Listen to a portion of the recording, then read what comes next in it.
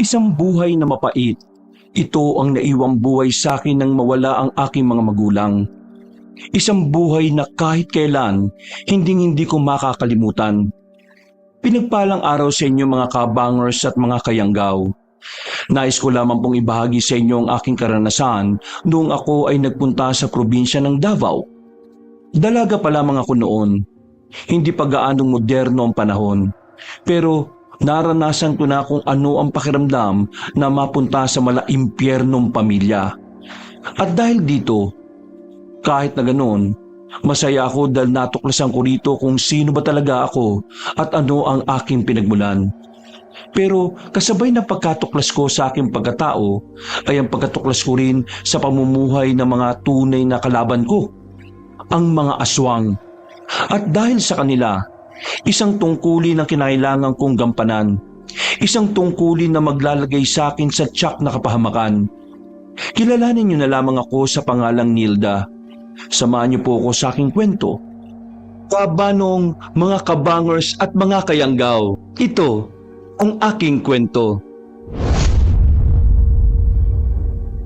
Pero bago tayo magsimula, kung maaari sana'y pindutin niyo muna ang subscribe button kung bago pa lang kayo sa channel nating ito. Mag-subscribe na rin po kayo sa iba pa nating mga channel na ang Pamela Clamil at Kabanong version 2.0. Kung wala po sa nabanggit ko ang pangalan ng channel at hindi po ang picture ko ang nakalagay sa profile pic, hindi po natin channel yon. Huwag po nating suportahan. Huwag po tayong mag-subscribe o i-unsubscribe po natin kung nakasubscribe na po tayo. Nagnanakaw po yon ng ating mga videos. Naglalambing po ko sa inyo na ang suportahan lang natin ay ang mga channel na nabanggit. Mag-iwan na rin kayo ng comment at pindutin na rin ang like button. Napakalaking tulong po sa ating channel ang gagawin niyo pong ito. Isang malaking suporta po yun sa ating channel na labis ko pong ipagpapasalamat. At ngayon, sa ating pagpapatuloy. Oh, nandiyan ka na pala. Bakit naman hindi ka nagsabi na mas maaga kang darating? Akala namin bukas ka pa eh. Sabi ka na bang maging katulong? Uy, grabe ka naman. Ang ganda kaya ng katulong nyo. Ano pangalan mo, miss? Nilda. Ako yung bagong kasambahay na nakausap ni Don Edwin nung nakaraan. Pre, parang pinsan ko na rin yan eh. Kasi yung tatay niyan, pinsan ng tatay ko. Ah, parang malayong kamag-anak. Hindi naman malayo. Basta, malapit lang naman. Hindi naman mahalaga kung malayo eh. Ang mahalaga, nagkaroon ng magandang kasambahay sa bahay na to. Puro pangit kasi nandito eh. Tapos, meron pang matanda. Kung sa bagay, parang gaganahan na ako tumambay dito sa bahay nyo, pre. Bakit? Gusto mo ba ng lasa ng kasambahay? Depende kung masarap. Paano mo malalaman kung hindi mo titikman? Nasaan nga pala si Don Edwin? Nasa taas. Pababa na rin yun. Kung gusto mo, puntahan mo na lang para malintikan ka. Hindi. Hihintayin ko na lang. Pwede ko bang ilapag ang gamit ko rito? Pwede naman. Wala namang nakalagay na bawal eh.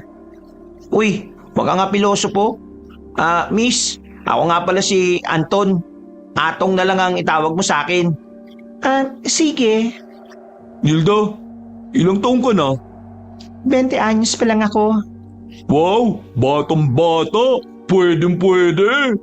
Pwedeng ano? Pwede ka ng ano? Uy, pre, wag kang ganyan sa pinsan mo. Biro lang naman. Siyempre dapat masalin na siya sa mga ganitong tao. Kasi malay mo, may makatagpo siyang mas malala pa pala sa sinasabi ko. Mawalang galang na, Tado, pero hindi tama na ganyan ka makipag-usap sa mga babae. Kasi, unang-una sa lahat, ang mga babae hindi bagay na pwedeng paglaruan ng kalalakihan. Ang mga babae meron damdamin at dignidad. Kaya sana, matuto tayong igalang yon at ilugar natin ang mga birong hindi naman nararapat. Sa sinabing yun ay natahimik ang pinsan kong si Tado at para siyang napahiya. Sinampal na katotohanan. Hindi niya siguro inaasahan na magsasalita ako ng ganon kahit na ang tingin niya lang sa akin ay mababa. O ano? Ano ka ngayon? Ano naman ngayon? Katulong ka lang naman dito eh. Kung makapagsalita ka, akala mo kung sino kang mahalaga. Ayos ah. Kahit anong titulo ng isang babae o antas ng buhay, lahat may halaga. Depende na lang yun sa taong makakarap niya. Pero ang halaga ng babae hindi nawawala kahit na anong salitang matanggap niya. Kagaya ng isang lalaki, meron din kaming halaga sa lipunan. Sa katunayan, wala ka sa mundong ito kung di dahil sa isang babae. Bakit ba parang ang yabang mo ha? Sino ka ba? Pagdating ko pa lang, pinaramdam mo na sa akin na wala akong halaga. Kaya pinapaintindi ko lang sa iyo na dapat matuto kang bigyang pansin ng halaga ng isang babae. At kung ano man ang importansya nito sa kahit saang aspeto ng buhay. Sus, dami mong alam. Tapos, yang ka lang? Hoy pre, tama na. Ikaw naman kasi, kung makapagsalita ka kasi akala mo naman. Kunwari ka pa. Gusto mo rin naman. Anong nangyayari dito? Nilda, nandito ka na pala. Akala ko ba'y bukas pa ang dating mo? Maaga po akong umalis sa amin kasi base po sa balita, magkakaroon ng malakas na ulan sa mga susunod na araw. Baka po maabutan ako ng masamang panahon sa barko. Ganun ba? Anong nangyayari dito at bakit naririnig kong tumataas ang boses nitong si Tado? Iyan kasing kasambahay mo, Dad. Kung ano-anong pinagsasabi sa akin, nakala mo, ang dami na niyang nagawa sa buhay niya. Kasambahay lang naman. Tumigil ka, Tado, ha? Kararating lang dito ni Nilda, kaya wag mo siyang inaaway. Halika na, Nilda. Sumama ka sa akin. Ituturo ko sa iyo kung saan ka magkukwarto. Hinawakan ako ni Don Edwin sa balikat. Pinisil niya yon ng bahagya. Iba ang naramdaman ko base sa kung paano niya ako tapunan ng tingin. Kinabahan ako kabanong pero pinilit kong alisin yon sa isipan ko. Inisip ko na lang na baka masyado ko lang binibigyan ng ibang kahulugan yon. Binitbit ko na ang bag ko. Dinala ko ni Don Edwin sa bandang likod ng mansyon kung saan merong isang kwarto doon na maayos at malinis. Pinalinis ko talaga ito para sa iyo, Iha. Siyempre, nakakaya naman kung yung titirhan mo hindi naman maayos, hindi ba? Maraming salamat po Don Edwin, pero hindi po ba nakakahiya? Kasi yung ibang kasambahay magkakasama sa iisang kwarto, pero ako may sariling magagamit. Bakit mo naman ikukumpara ang sarili mo sa kanila? Ikaw, kamag-anak naman kita. Sila hindi. Kaya ganun talaga. Para kang espesyal. Kadugo kita at hindi lang basta kasambahay. Ganun po ba? Marami pong salamat Bukas, kakausapin kita para ipaliwanag ko sa iyo ang mga gagawin mo rito. Sa ngayon ay magpahinga ka na muna kasi alam kong mahaba ang binyahe mo. Sige po Don Edwin, marami pong salamat. Siya nga pala, may nobyo ka na ba? Nobyo? Wala po, wala pa po. Hindi ka pa nagkakaroon kahit ng minsan? Wala pa po Bakit niyo po na itatanong? Wala naman. O sige, magpahinga ka na at ako ay marami pang aasikasuhin. Ngumiti ng malapad si Don Edwin. Naglakad na rin siya paalis. Napaupo na lang ako sa malambot na kama at nilibot ang tingin sa buong paligid. Hindi kalakihan ang kwarto pero ang ganda. Naka-tiles pa ang lapag. Tapos malinis ang mga dingding. Meron na rin akong sariling banyo ron. Sa isip-isip ko, parang sobrang bait naman sa akin ni Don Edwin. At baka sadyang mabait lang siya sa akin kasi nung araw close sila ng tatay ko. Humiga na muna ako. Hindi ko na namalaya na unti-unti na pala akong nakatulog. Nagising na lang ako nang maramdaman kong pumasok ang malamig na hangin mula sa pintuan. Nagtaka ko kasi nakabukas na yon. Sa pagkakaalala ko kasi ay nakasarado ang pintuan bago ko matulog. Bumangon ako. Napansin ko namang nakatanggal na ang medyas ko. Nagsalubong ang kilay ko. Hindi ko kasi yun tinanggal kasi pagiga ko, rekta tulog na kagad ako. Isang malaking palaisipan sa akin ang bagay na yon kabanong. Pero pinagpalagay ko na lang din na baka hindi ko lang maalala na inalis ko ang aking medyas. Kinabukasan, Uy, babae! Tawag ka ni Dad! Bilisan mo kumilos ha! Pwede ba? Ayusin mo nga yung mukha mo, nakakairita. Magbibihis lang ako na maayos, lalabas na rin ako. Dali-dali kong sinuot ang uniform ng kasambahay. Pagkatapos makapagayos ay lumabas na rin ako at tumungo sa opisina ni Don Edwin. Pagdating ko roon ay nagkakape na siya habang naghihintay sa akin. Lumapad naman ang kanyang tingin. Lumapit ako, umiti lang din ako ng kaunti. Tumingin siya sa akin mula ulo hanggang paa. Nakaramdam naman ako ng pagkailang. Hindi kasi ako sanay na tinitingnan ako ng ganon. Wow! Bagay na bagay pala sa'yo yung uniforme mo. Mabuti na lang talaga at nagpagawa ko niyan para sa'yo. Pinapatawag niyo raw po ako? Oo. Maupo ka dyan at ipapaliwanag ko sa'yo ang mga gagawin mo rito. Naupo ko at sinimulan na rin niya ang pagsasalita. Nakikinig lang naman ako sa kanya, Kabanong. Tinatandaan ko lahat ng mga dapat gawin at kung ano ang hindi dapat. Ilang minuto lang ang nakalipas ay natapos na rin siya. Naintindihan mo ba ang lahat ng sinabi ko sa'yo? Opo, naintindihan ko po, Don Edwin. Nakalimutan ko. Isa pala sa mga gagawin mo bago ka matulog. Pupuntahan mo ko rito sa opisina ko para hilutin ang ulo ko. Po? Madalas na kasing sumasakit ang ulo ko kapag tapos na ang mahabang araw ng trabaho. Huwag kang mag-alala. May dagdag naman sa sahod mo yon. Hindi na ako nakatanggi pa. Kahit na ang totoo, hindi ako komportable na maghilot sa kanya. Hindi naman sa ayaw ko at hindi rin naman dahil hindi ko alam kung papaano maghilot. Sadyang hindi lang talaga ako mapalagay kapag malapit ako sa kanya. Hindi ko rin alam kung bakit, Kabanong. Pagkatapos ang usapan namin, nagsimula na rin ako sa mga trabaho ko. Marami akong dapat gawin, pero mas nakatoka talaga ako sa pagluluto. Habang nasa kusina ako, merong isang lalaki na dumating. Matangkad siya, maayos ang pananamit, may kaputian, at unang tingin ko pa lang sa kanya, masasabi ko nang hindi siya mayabang gaya ni Tado. Excuse me, bago ka rito? Ako yung bagong kasambahay ni Don Edwin. Kararating ko lang kahapon. Oo. Ikaw yata yung nabanggit sa akin ni Tado nitong nakaraan. Ako nga pala si Romeo. Tao ko ni Don Edwin. Ako yung nag-aasikaso ng mga produkto na dinadala sa Maynila. Romeo, masaya akong makilala ka. Ako rin. May kailangan ka ba? Nagluluto pa lang kasi ako eh. Nagugutom na ako pero pwede ko naman kainin na lang yung tinapay na yon. Sigurado ka ba? Oo naman. Itunoon ko na lang ang sarili ko sa pagluluto at paghiwa pa ng ibang sangkap. Akala ko'y aalis na si Romeo. Pero nanatili siya sa kusina habang kumakain ng tinapay. Maya-maya lang bigla siyang nagsalita. Taga saang probinsya ka ba? Kapis ako, pero mga magulang ko taga dito talaga sa Davao.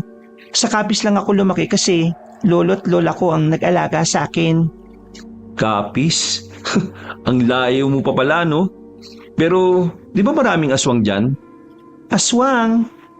Ang sabi nila, oo, marami daw, pero hindi naman ako nakakita ng aswang doon sa tagal ko nang naninirahan doon. Baka naman kasi wala na sila ngayon doon. O baka lumipat na rin ng lugar. Eh di naniniwala ka pala talagang may aswang. Oo naman. Ikaw, maniniwala ka ba kapag sinabi ko sa yung merong aswang dito sa Davao?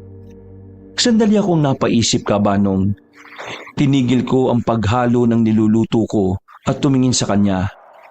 Nakita kong seryoso ang mukha niya kaya alam kong hindi niya naman ako tinatakot lang. May aswang dito. Sa katunayan, 4 na taon na ang nakalilipas. May 7 mga ngaso na naglalakad sa kagubatan na malapit lang dito sa atin. Inatake sila. Pero ang maganda sa nangyari, walang nasawi. Nasugat lang. Kalmot. Ang sabi nila, parang tao rin daw yung aswang. Tao yung katawan pero kakaiba raw yung bilis at kilos. Gumagapang pangaraw eh. Siyempre, nung kumalat ang kwentong yon, marami namang hindi naniwala. Pero isa ako sa naniwala doon kasi kwento ng lolo ko, totoo naman talaga ang mga aswang. At wala naman silang pinipiling probinsya. Basta kung saan may liblib na lugar, pwedeng naroon sila. Eh ano nang nangyari sa mga aswang at sa mga ngaso ngayon? Yan nga ang misteryo. Nung kumalat ang kwentong yon, isa-isang nawala ang mga mangangaso. Hindi mapaliwanag ng mga pamilya nila kung saan napunta yung mga yun. Yung mga aswang naman, walang paramdam. Hindi sila nagpakita sa kahit na sino para masabi lang na hindi naman talaga sila totoo. At gumagawa lang ng kwento ang mga mangangaso. Hanggang ngayon, walang nakakaalam kung nasaan na ang mga mangangaso eh. 4 na taon na rin ang nakalilipas pero kahit buto nila, hindi matagpuan. Sanay ako sa mga kwentong aswang kabanong dahil ang dami kong naririnig na ganon sa kapis. Pero nung mga sandaling nakikinig ako kay Romeo, hindi ko alam kung bakit ganon na lang ang kaba ko. Nang mapansin ni Romeo na parang natatakot na ako, ay bigla na lamang niyang iniba ang usapan. Siya nga pala, kapag mamamalengke ka, sabi mo sa akin ha. Kasi minsan si Aling Momay ang kasama ko sa pamamalengke. Narinig ko, hindi na raw siya ang mamamalengke ngayon eh. Naisip ko, baka ikaw na. Hindi ba nakakahiya? Naku, bakit ka naman mahihiya? Madalas kasi, yung daan ko papunta rin naman ng palengke. Kaya nga lang minsan, hindi na rin kita mahahatid pabalik kasi may pupuntahan din ako eh. Kaya papunta lang talaga kita mahahatid. Wala namang problema. Ang malagay may maghahatid. Salamat ah. Alam mo, dito sa mansyon na ito, parang ikaw lang ang mabait.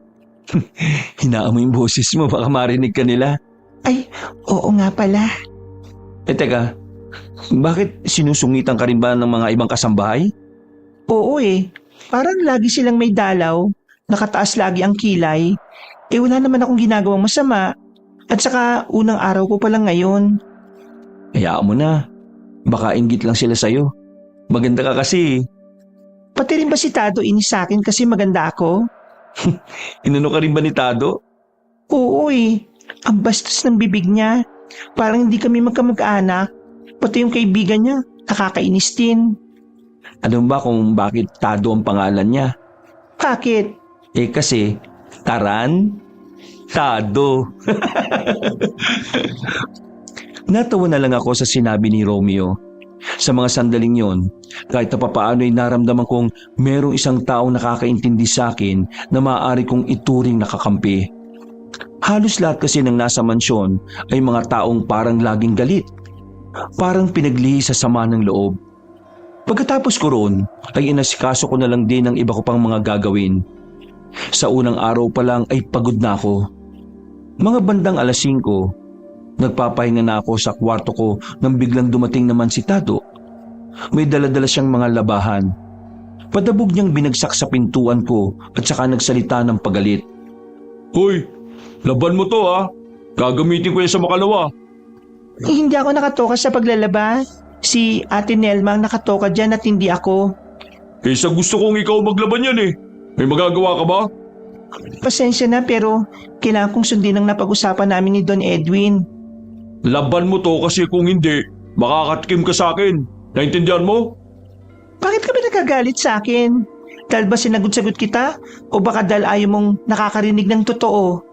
Baba, nag-aangas ka na naman ah. Bakit ba ang lakas ng loob mo ha? Kasi kapit mo si Dad? Siguro nilalandi mo si Papa kaya akala mo kakampi mo na siya. Hindi mo siya kilala, Nilda. Huwag kang pakampante. Nilalandi. Kilabutan ka nga sa sinasabi mo, Tado. Parang chewing ko na rin si Don Edwin. At ikaw, pinsan ko na rin. Isipin mo nga maigi. Alam ko, hindi ako tanga kagaya mo. Hindi mo naiintindihan no? Ang sinasabi ko lang, walang kadugo-kadugo sa tatay ko. Kaya ikaw, huwag mong isipin na espesyal ka. Kasi lahat ng yan, may kapalit. Kaya ka siguro hindi pinapansin masyado ni Don Edwin kasi ganyan ang ugali mo mapanira. Sa inis ni Tado, bigla na lang niya akong sinampal kabanong. Malakas ang pagkakasampal niya kaya napaupo ko sa sahig. Napahawak na lang ako sa pisngi ko. Nagulat ako. Hindi ko inakala na magagawa niyang makapanakit ng babae. Alamin mo kung saan ang hangganan mo ha. Baka nakakalimutan mo, katulong ka lang dito. At ako, amo mo rin ako. Huwag kang umasa na akala mo kung sino kang mas nakakataas sa akin ha. Hindi na ako nakapagsalita. Nagmamadali na lang akong isinarado ang pintuan nang lumabas siya. Naiyak lang ako sa nangyari, Kabanong. Hindi ko alam na yun na pala ang simula ng kalbaryo ko. Dahil sa mga sumunod na araw, dito ko na mas naramdaman na hindi pala ginhawa ang dulot sa akin ng pagtira ko roon. Isa palang impyerno ang lugar na kinalalagyan ko. At ang mga tao kong pinagsisilbihan ay parang mga demonyo na nagkakatuwang tao lang. Mas masahol pa sa mga hayop. Nakakakilabot at nakakapanginig ng laman ang kanilang ugali. Maraming salamat sa paghatid ah. Mabuti na lang talaga nakita kita sa bayan. Kung hindi, baka hindi na ako nakauwi. Basta palagi mo lang tatandaan na kapag linggo, madalang kang makakakita ng jeep o tricycle. Nagpapahinga na kasi yung mga driver ng linggo eh. O sige, tatandaan kong sinabi mo. Pasok na ako sa loob ah. At alam kong kanina pa naghihintay si Don Edwin sa akin. Teka, hindi ka pa papasok sa loob para magpakita sa kanya? Hindi na. Marami pa rin kasi siyang pinapasikaso sa akin bukas eh. O sige, maraming salamat ulit ah. Isang malapad na ngiti na lamang ang naibigay sa akin ni Romeo at saka sumakay na rin siya sa sasakyan. Dali-dali naman akong pumasok sa loob ng mansyon at dumiretso sa opisina ni Don Edwin. Mahigpit ang hawak ko sa alak na pinabili niya. Kinakabahan, nababahala na baka magalit siya sa akin dahil halos 1 oras na akong late. Nandito na po ako, Don Edwin. Ang tagal mo naman makabalik. Alak na ako eh. Saan ka na naman ba nagsususuot? Pasensya na po sa katagalan. Wala po kasing masakyan pabalik dito sa atin kasi linggo. Ay, oo nga pala. Dapat pala si Tado na lang ang inutusan ko. Ito na po yung alak nyo. Sandali. May kailangan pa po ba kayo? Hilutin mo na nga ulit yung ulo ko. Namimiss ko na yung kamay mo eh. Po? Maganda ka sana kaso bingi ka eh. Ang sabi ko, hilutin mo ang ulo ko. Ilang beses ko nang nagawa yun sa kanya, pero kahit na paulit-ulit na, palagi pa rin akong naiilang at kinakabahan. Nararamdaman ko kasi na parang iba ang naiisip niya sa tuwing inihilot ko ang kanyang ulo. Umuungol pa siya na akala mo kung anong nangyayari. Parang pinaparinig talaga niya sa akin na nasasarapan siya. Alam mo Nilda, noong nabubuhay pa ang tiyahin mo, ganyan-ganyan din siya. Inihilot niya ako. Sobrang sarap. Nakaka-relax. Tapos, alam mo kung anong sumunod na nangyayari? Hindi ako nakapagsalita. Kinakabahan na talaga ako base sa kung paano niya sabihin ang mga salita niya, Kabanong. Napapalunok ako ng laway. Makailang beses na akong napapatingin sa pintuan. Pinaplano kong tumakbo na lang bigla pero dahil pamamahay niya yon, hindi ko rin naman magawa. Nauuwi sa alam mo na. Pero hindi ka naman siguro mangmang para hindi malaman kung ano yung gusto kong sabihin, ha? Lalabas na po ako. Masakit po kasi ang hita ko, kakalakad po kanina. Magpapahinga na po muna ako. Ha? Masakit ang hita? E di, hihilutin ko, ha? Nagulat na lang ako nang humarap siya sa akin at tinawakan bigla ang hita ko. Aalis na sana ko pero dinakma niya ang kamay ko at hinila pabalik. Nanlilisik ang mga mata niya. Nakakatakot ang kanyang ngiti. Ano pong ginagawa niyo? Ang tanong, anong gagawin natin? Hindi ka ba napapaisip, ha? Don Edwin, wag naman pong ganito. Gusto ko lang naman pong magtrabaho para makapagtapos po ako ng pag-aaral eh. Ano ka ba? Hindi naman tumasakit eh. At saka mararanasan mo naman ito balang araw. Kaya bago mo maranasan yon sa iba, ipaparanas ko na sa iyo para meron ka ng ideya kung paano ito ginagawa. Ha? Nung mga sandaling yon, Kabanong, nanigas na ako sa takot. Hindi ko alam kung ano ang gagawin ko. Kahit gusto kong sumigaw ay hindi ko na nagawa. Hindi na rin ako nakagalaw. Naiyak na lang ako habang ginagawa ni Don Edwin ang gusto niya. Natagpuan ko na lang ang sarili ko na nakasiksik sa sulok. Umiiyak. tulala habang ang matandang nasa harapan ko ay binabalik na ang kanyang sinturon. Oh, huwag kang mag-inarte, Nilda. Kasi may dagdag naman to sa sahod mo eh. Hindi ka dapat umiyak. May ibang babae nga dyan na walang oportunidad magamit ang pagkababae nila para magkapera. Pero ikaw, meron. Kaya magpasalamat ka na lang. O paano? Matutulog na ako ha? Lumabas ka na rito kapag tapos na yung drama mo na yan. Ngumiti pa siya ng nakakaloko ka, Banong. Paglabas niya ng pintuan, doon pa lang ako napahagulgul. Pakiramdam ko, sinira na niya ang kinabukasan ko. Pakiramdam ko'y wala na akong dignidad dahil sa ginawa niya. At magmula ng gabing yon, isinumpa ko siya na sana dumating ang mabigat na karma sa kanya balang araw. Hindi ako makapagsumbong sa mga pulis at kahit kay Romeo ay hindi ko rin makwento sa kanya. Pinagbabantaan kasi ako ni Don Edwin na kapag ginawa ko yon, ipapapatay niya ang lolo at lola ko sa kapis. Natatakot ako, Kabanong, kasi alam kong hindi yun imposibleng mangyari. Dahil sa yaman niya, kahit sa ibang probinsya ay meron siyang koneksyon. Kaya naman nagpatuloy ang buhay ko roon na parang wala lang nangyari. Pinilit ko na lang nakalimutan yon dahil akala ko yun na ang uling beses na mangyayari yon.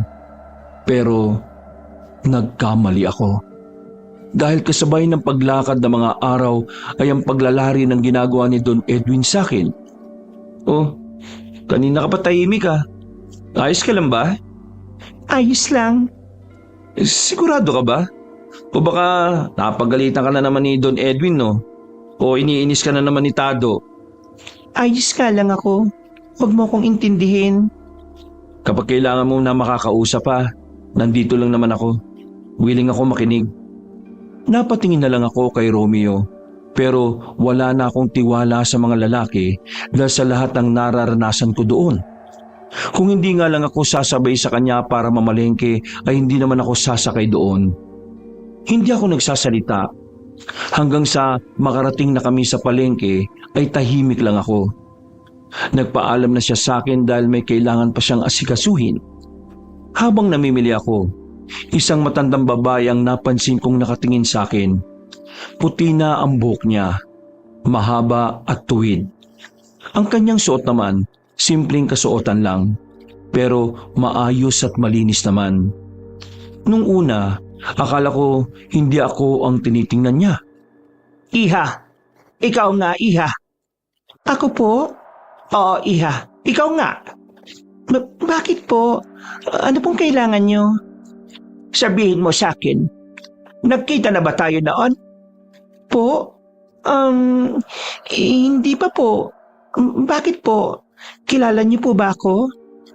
Meron kang kamukhang-kamukha na matagal ko nang hindi nakikita. Pwede ba kitang tanungin tungkol sa isang taong kakilala ko? Sige po. Wala naman pong problema. May kamag-anak ka bang Matilda ang pangalan? Matilda Cruz? Nang sabihin niya yon, Kabanong, ay agad na nakuha niya ang atensyon ko. Nawala ng atensyon ko sa mga pangit na nangyari. Sandali ko naman binitiwan ang daladala kong bayong. Matilda Cruz? Nanay ko po yun. Sinasabi ko na nga pa eh. Bakit po? Paano niyo po siya nakilala? Ang nanay mo ay kaibigan ko. Kaibigan? Tumango siya sa akin. At dahil may oras pa naman ako, sumama ako sa kanya sa bahay niya na malapit lang din naman doon. Kaunting lakad lang ay nakarating na rin kami kaagad. Pinaghandaan niya ako ng tableya. Sinimulan niya na ang pagkukwento. Fe ang pangalan ko. Pero Nanay Felicidad ang tawag sa akin ng nanay mo. Para na kasi niya akong nanay nung nasa samahan pa kami. Alam mo bang ginagalang dito ang nanay mo? Lalo na sa mga nayon sa gubat. Samahan? Kinagalang? Teka, ano po sinasabi niyo? Bakit? Hindi mo ba alam kung ano ang nanay mo rito? Sa kapis po kasi ako lumaki, sa puder ng lolo't lola ko. Bata pa lang ako nung umalis si mama. Ang sabi ng lolo at lola ko, magtatrabaho daw sa Maynila pero nalaman nila na nandito raw sa Davao. Kaya nga po, nandito rin ako. Hindi lang para makapagtrabaho, kundi para mahanap din si Mama. Bigla na lang po kasi siyang hindi nagparamdam eh. Nakita kong biglang nagkaroon ng kalungkutan ng mukha ng matandang kausap ko. Nagtaka naman ako kung bakit. Kaya hindi ko na naiwasang magtanong. Bakit po? Alam niyo po ba kung nasaan ang nanay ko? Wala ka pala talagang ideya kung anong ginagawa ng mama mo rito, ano? Sige, sasabihin ko na sa'yo. Total, karapatan mo namang makilala ang nanay mo. Alam mo, maraming taon na ang nakalilipas nang dumating siya rito. Alam ng lahat na galing siya ng Capiz. At alam ng lahat na isa siyang Amazona. Nabibilang siya sa isang samahan ng mga Amazona na kung saan mas pinalawak niya pa yun dito sa Davao. Ang misyon ng mga Amazona, puksain ang mababangis na nilalang na kung tawagin aswang. Teka, sandali. Seryoso po ba kayo? Amazon ang nanay ko? Teka, paano nangyari yun sa larawan na iniwan niya sa amin? Parang hindi naman siya Amazona. Parang mainhin naman siya. At saka aswang? Sa Capiz nga maraming usap-usapang merong aswang eh. Bakit pa siya pupunta rito sa Davao kung totoong may aswang talaga? Iha, naiintindihan ko na magulo sa'yo mga ito. Pero maniwala ka. Totoo ang sinasabi ko. Ang sagot sa tanong mo kung bakit pumunta rito ang nanay mo, dahil yung mga aswang sa Capiz ay nagpunta rin dito sa Davao para gumawa ng kanilang bagong angkan. Pinipigilan ng nanay mo yon dahil kung magkataon na magkaroon ng kapangyarihan sa lipunan ng mga aswang, unti-unti na nilang makokontrol ng mga tao at magpapatuloy lang ang karahasan. Pero ang sabi nila sa akin, magtatrabaho lang si Mama.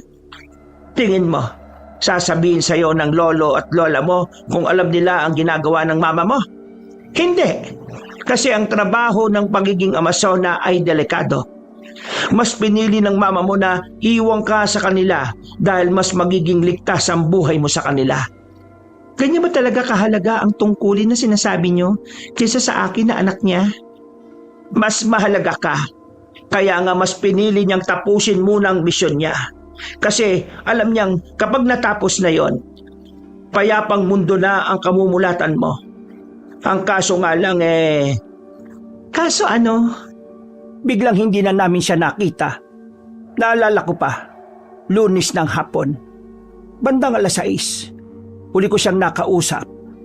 Ang sabi niya sa akin sakaling merong mangyaring masama sa kanya, hanapin ko raw sa Capiz ang kanyang anak.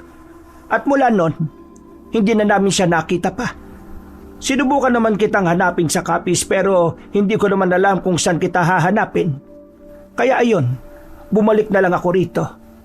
Hindi ko inaakala na dito rin pala kita makikita. Saan po ba nagpunta ang nanay ko? Wala ba siyang nabanggit bago siya nawala? Ang sabi niya sa akin, meron siyang pupuntahang bahay ng isang aswang. Pinuno ng mga aswang. Ang sabi niya, magmamasid lang siya at wala siyang planong kalabanin. Yun lang ang sinabi niya. Kahit na alam kong hindi ako dapat maniwala kagad sa sinasabi ng isang matandang babae na kakakilala ko pa lang, parang merong parte ng puso ko ang nasasaktan at nalulungkot. Hindi ko alam kung bakit gano'n na lamang ang nararamdaman ko kahit na hindi naman kumpirmado ang mga nalaman ko. Alam kong hindi ka basta-basta maniniwala sa akin, kaya sandali lang. Meron akong ipapakita sa iyo. Sandaling tumayo ang matanda at meron siyang kinuha sa lumang cabinet niya. Album ito ng mga larawan. Pagtingin ko ron, nakita ko nga roon ng nanay ko na maraming kasamahang kababaihan. Lahat sila may mga tattoo sa katawan at parang braso ng lalaki ang braso nila. Kasama rin doon si Aling Fe na nakita ko pa nga sa ilang larawan na siya ang madalas kasama ng nanay ko. Kuha namin yan noong bago pa namin natuklasan kung nasa ng lungga ng mga aswang. Hindi na yan nasundan dahil naging abala na kami sa pagtugis ng mga aswang. Totoo talagang Amazon ang nanay ko at kumakalaban siya ng mga aswang? Oo, Iha. Totoo. Alam kong nabibigla ka pa. Pero kailangan mo itong malaman dahil nanay mo siya at ikaw lang ang nag-iisa niyang anak. Hindi kaya napatay siya ng mga aswang? Huwag mong sabihin yan, Iha. Kahit na matagal na siyang hindi nagpapakita, naniniwala pa rin kami na balang araw ay magbabalik siya. Ano na palang nangyari sa samahan ninyo? Mula nang mawala siya, naging limitado na lang ang kilos namin. Siya kasi ang pinuno namin. Kaya pag wala siya, wala rin kaming moral na gumalaw. Kaya tumigil kami. Nagpahinga hanggang ngayon. Hanggang sa eto, nagkaedad na lang ako. Nawiwindang ako. Hindi ko inakala na ganito ang katauhan ng nanay ko. Palagi mong tatandaan na ginagawa niya lang yon para sa kaligtasan mo. At ng lahat, wala ka pa kasi sa mundo. Yun na ang gustong gawin ng mama mo. Aling Fe, tulungan niyo po akong mahanap ang nanay ko. Huwag ka mag-alala. Mula noon hanggang ngayon, ginagawa namin ang makakaya namin para mahanap si Matilda. Pero Iha, meron pa akong isang sasabihin sa'yo. Ano po yun? Iha, naiwan ng iyong ina ang kanyang tungkulin. Ikaw lang ang nakikita kong tao na makapagpapatuloy nito. Heto, tingnan mo itong kwintas na ito. Isa itong anting-anting. Pagmamay-ari ng iyong ina. Nakita namin ito sa gubat na palagay namin sinadya niyang ilaglag habang tumatakbo siya. Kailangan mong... Hindi po. Ayaw ko pong sumunod sa kung anong landas ang tinahak niya. Kapag tinanggap ko yan, baka mamatay pa ako at mas lalong hindi na kami magkita pa. Pero Iha, pag-isipan mo itong maigi. Hindi kita pinipilit. Hindi rin naman kita minamadali. Ang gusto ko, pagnilayan mo. Baka hindi mo alam na pareho pala kayo ng damdamin at puso ng iyong ina. Tumango na lang ako sa kanya pero hindi ako nagbigay ng kasagutan. Masyado pa kasi akong naguguluhan sa lahat. Masyadong mabilis sa mga pangyayari. Para akong mabubuang kakaisip, Kabanong. Matapos ang usapan namin ay nagpaalam na rin ako sa kanya. Binigay ko na lang ang address ng mansyon para sakaling gusto niya akong makita. Alam niya kung saan ako hahanapin. Maraming salamat nga po pala sa lahat ng sinabi niyo. Kahit papaano, nakilala ko ang nanay ko na matagal ko nang hindi nakakasama. Walang anuman. Alam mo, masaya ako. Kasi nagawa ko na ang pinangako ko sa mama mo na mahahanap din kita. Kaya sana Iha, yung sinabi ko sa'yo, sana mapagtuunan at mapag-isipan mo rin. Kapag kailangan mo ng tulong, narito lang ako ha. Ituring mo akong lola. Siya nga pala, kunin mo ito. Ano po ito? Pag uwi mo, isabit mo yan sa bewang mo. Sa pamamagitan yan, malalaman mo kung merong aswang sa paligid. Makakaiwas ka kapag dala mo yan. Iinit yan ng bagya kapag may aswang na malapit sa'yo. Hindi naman nakakapaso, pero sapat na para maramdaman mo. Maraming salamat po. Sige po, uwi na po ako. Baka hinahanap na po kasi ako sa mansyon eh. Mag-iingat ka, Iha. Pagpalain ka na sana ng Panginoon. Sa hindi ko malamang dahilan, napayakap na lang ako sa matanda kahit na hindi ko pa naman siya gaanong kilala. Nang may mapadaang tricycle sa labas, ay nagpahatid na ako hanggang sa mansyon. Pagdating ko, nasa labas pa lang ako, ay mabigat na ang pakiramdam ko. Parang tuwing uuwi ako ng mansyon, palagi na lang akong nawawala ng gana. Dahil alam ko naman na kalbaryo ang lugar na yon. Bakit man tagal-tagal mo? Kanina ka pa hinihintay nila Ate Raquel ah. May lulutuin sila tapos ngayon ka lang umuwi. Kasi Ano? Idadahilan mo na naman na walang masakyan. Hindi linggo ngayon ha, maayos ka. may tinulungan ako matanda na hindi na makapaglakad. Hinatid ko sa bahay niya kaya ako natagalan. Wow ah! Huh, galing mo talaga magdahilan ah. Pre, tama na yan. Papasukin mo na sa loob. Tingnan mo oh, mukha siyang pagod. Pagpahingahin mo muna. O sige na, bilisan mo. Naiirita ako sa mukha mo. Mamaya nga pala ah, linisin mo yung guest room. May darating na bisita si Dad. Kapag marumi yun mamaya ako malilintikan. At malilintikan ka rin sa akin, tandaan mo yan. Sige, lilinisin ko mamaya. Huwag ka mag-alala. Tsura mo, sipain kita dyan eh. Oo, pre. Huwag ka naman ganyan sa babae. Tumigil ka nga, Atong. Patanggol-tanggol ka pa dyan. Hindi ka makakaisa dyan kahit anong gawin mo. Uy, para ka namang timang oh. Hindi ko na sila inintindi at naglakad na lang ako papunta sa kwarto ko. Nagpalit na lamang muna ako ng damit at pagkatapos, inasikaso ko na ang paglilinis. Mga dakong 6:00 ng gabi, nakaramdam na ako ng antok. Wala na akong gagawin kaya minabuti kong matulog muna. Pagiga ko, nakatulog agad ako sa sobrang pagod. Nagising lang ako nang maramdaman kong may parang mainit sa bewang ko. Naalala kong nilagay ko na nga pala roon ang binigay sa akin ni Aling Fe. Teka, ibig ba nitong sabihin, merong aswang dito sa mansyon? Napabangon agad ako. Lumabas ako ng kwarto. Tiningnan ko ang kapwa ko kasambahay.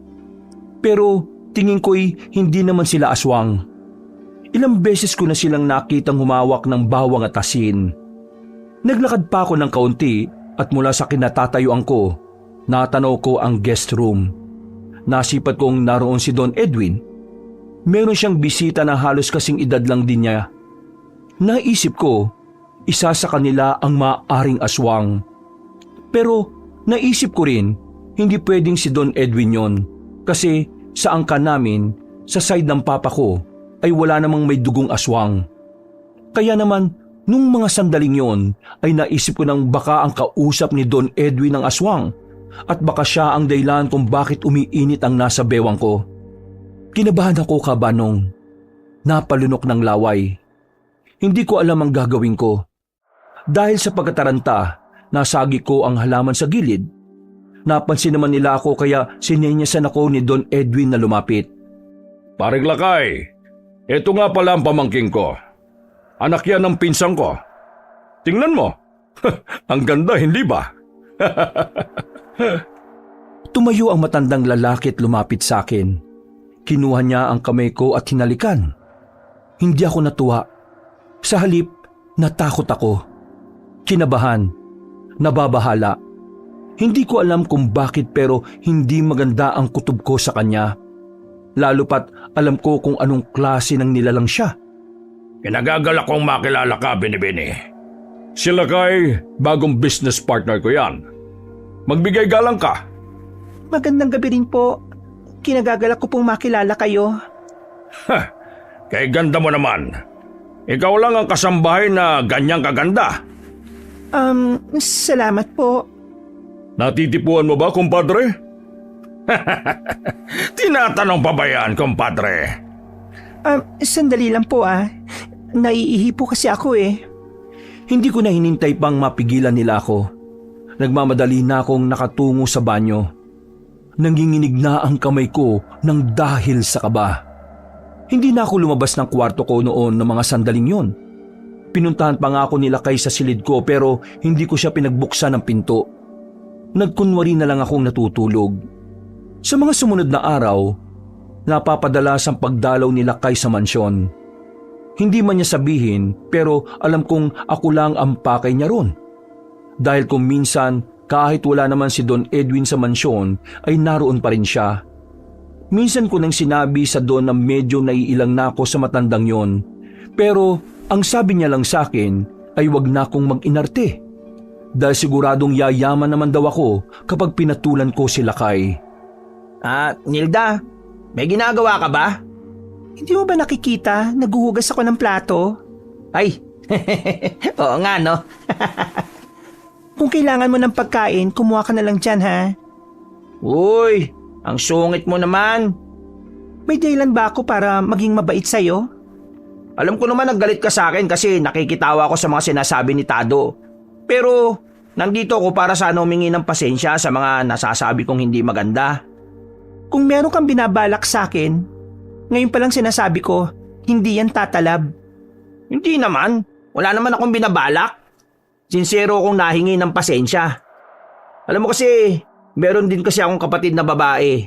2. Naisip ko lang naman na papaano kung sa kanila gawin yung ginagawa namin sa iyo ni Tado, di magagalit din naman ako. Kaya nga sana, mapatawad mo ako. Hindi ko naman hinihiling na maging magkaibigan tayo. Ang gusto ko lang, mapakinggan mo ko at makahingi ng tawad. Sandali kong binitiwan ng hawak-hawak kong pinggan. Huminga ako ng malalim at tumingin sa kanya.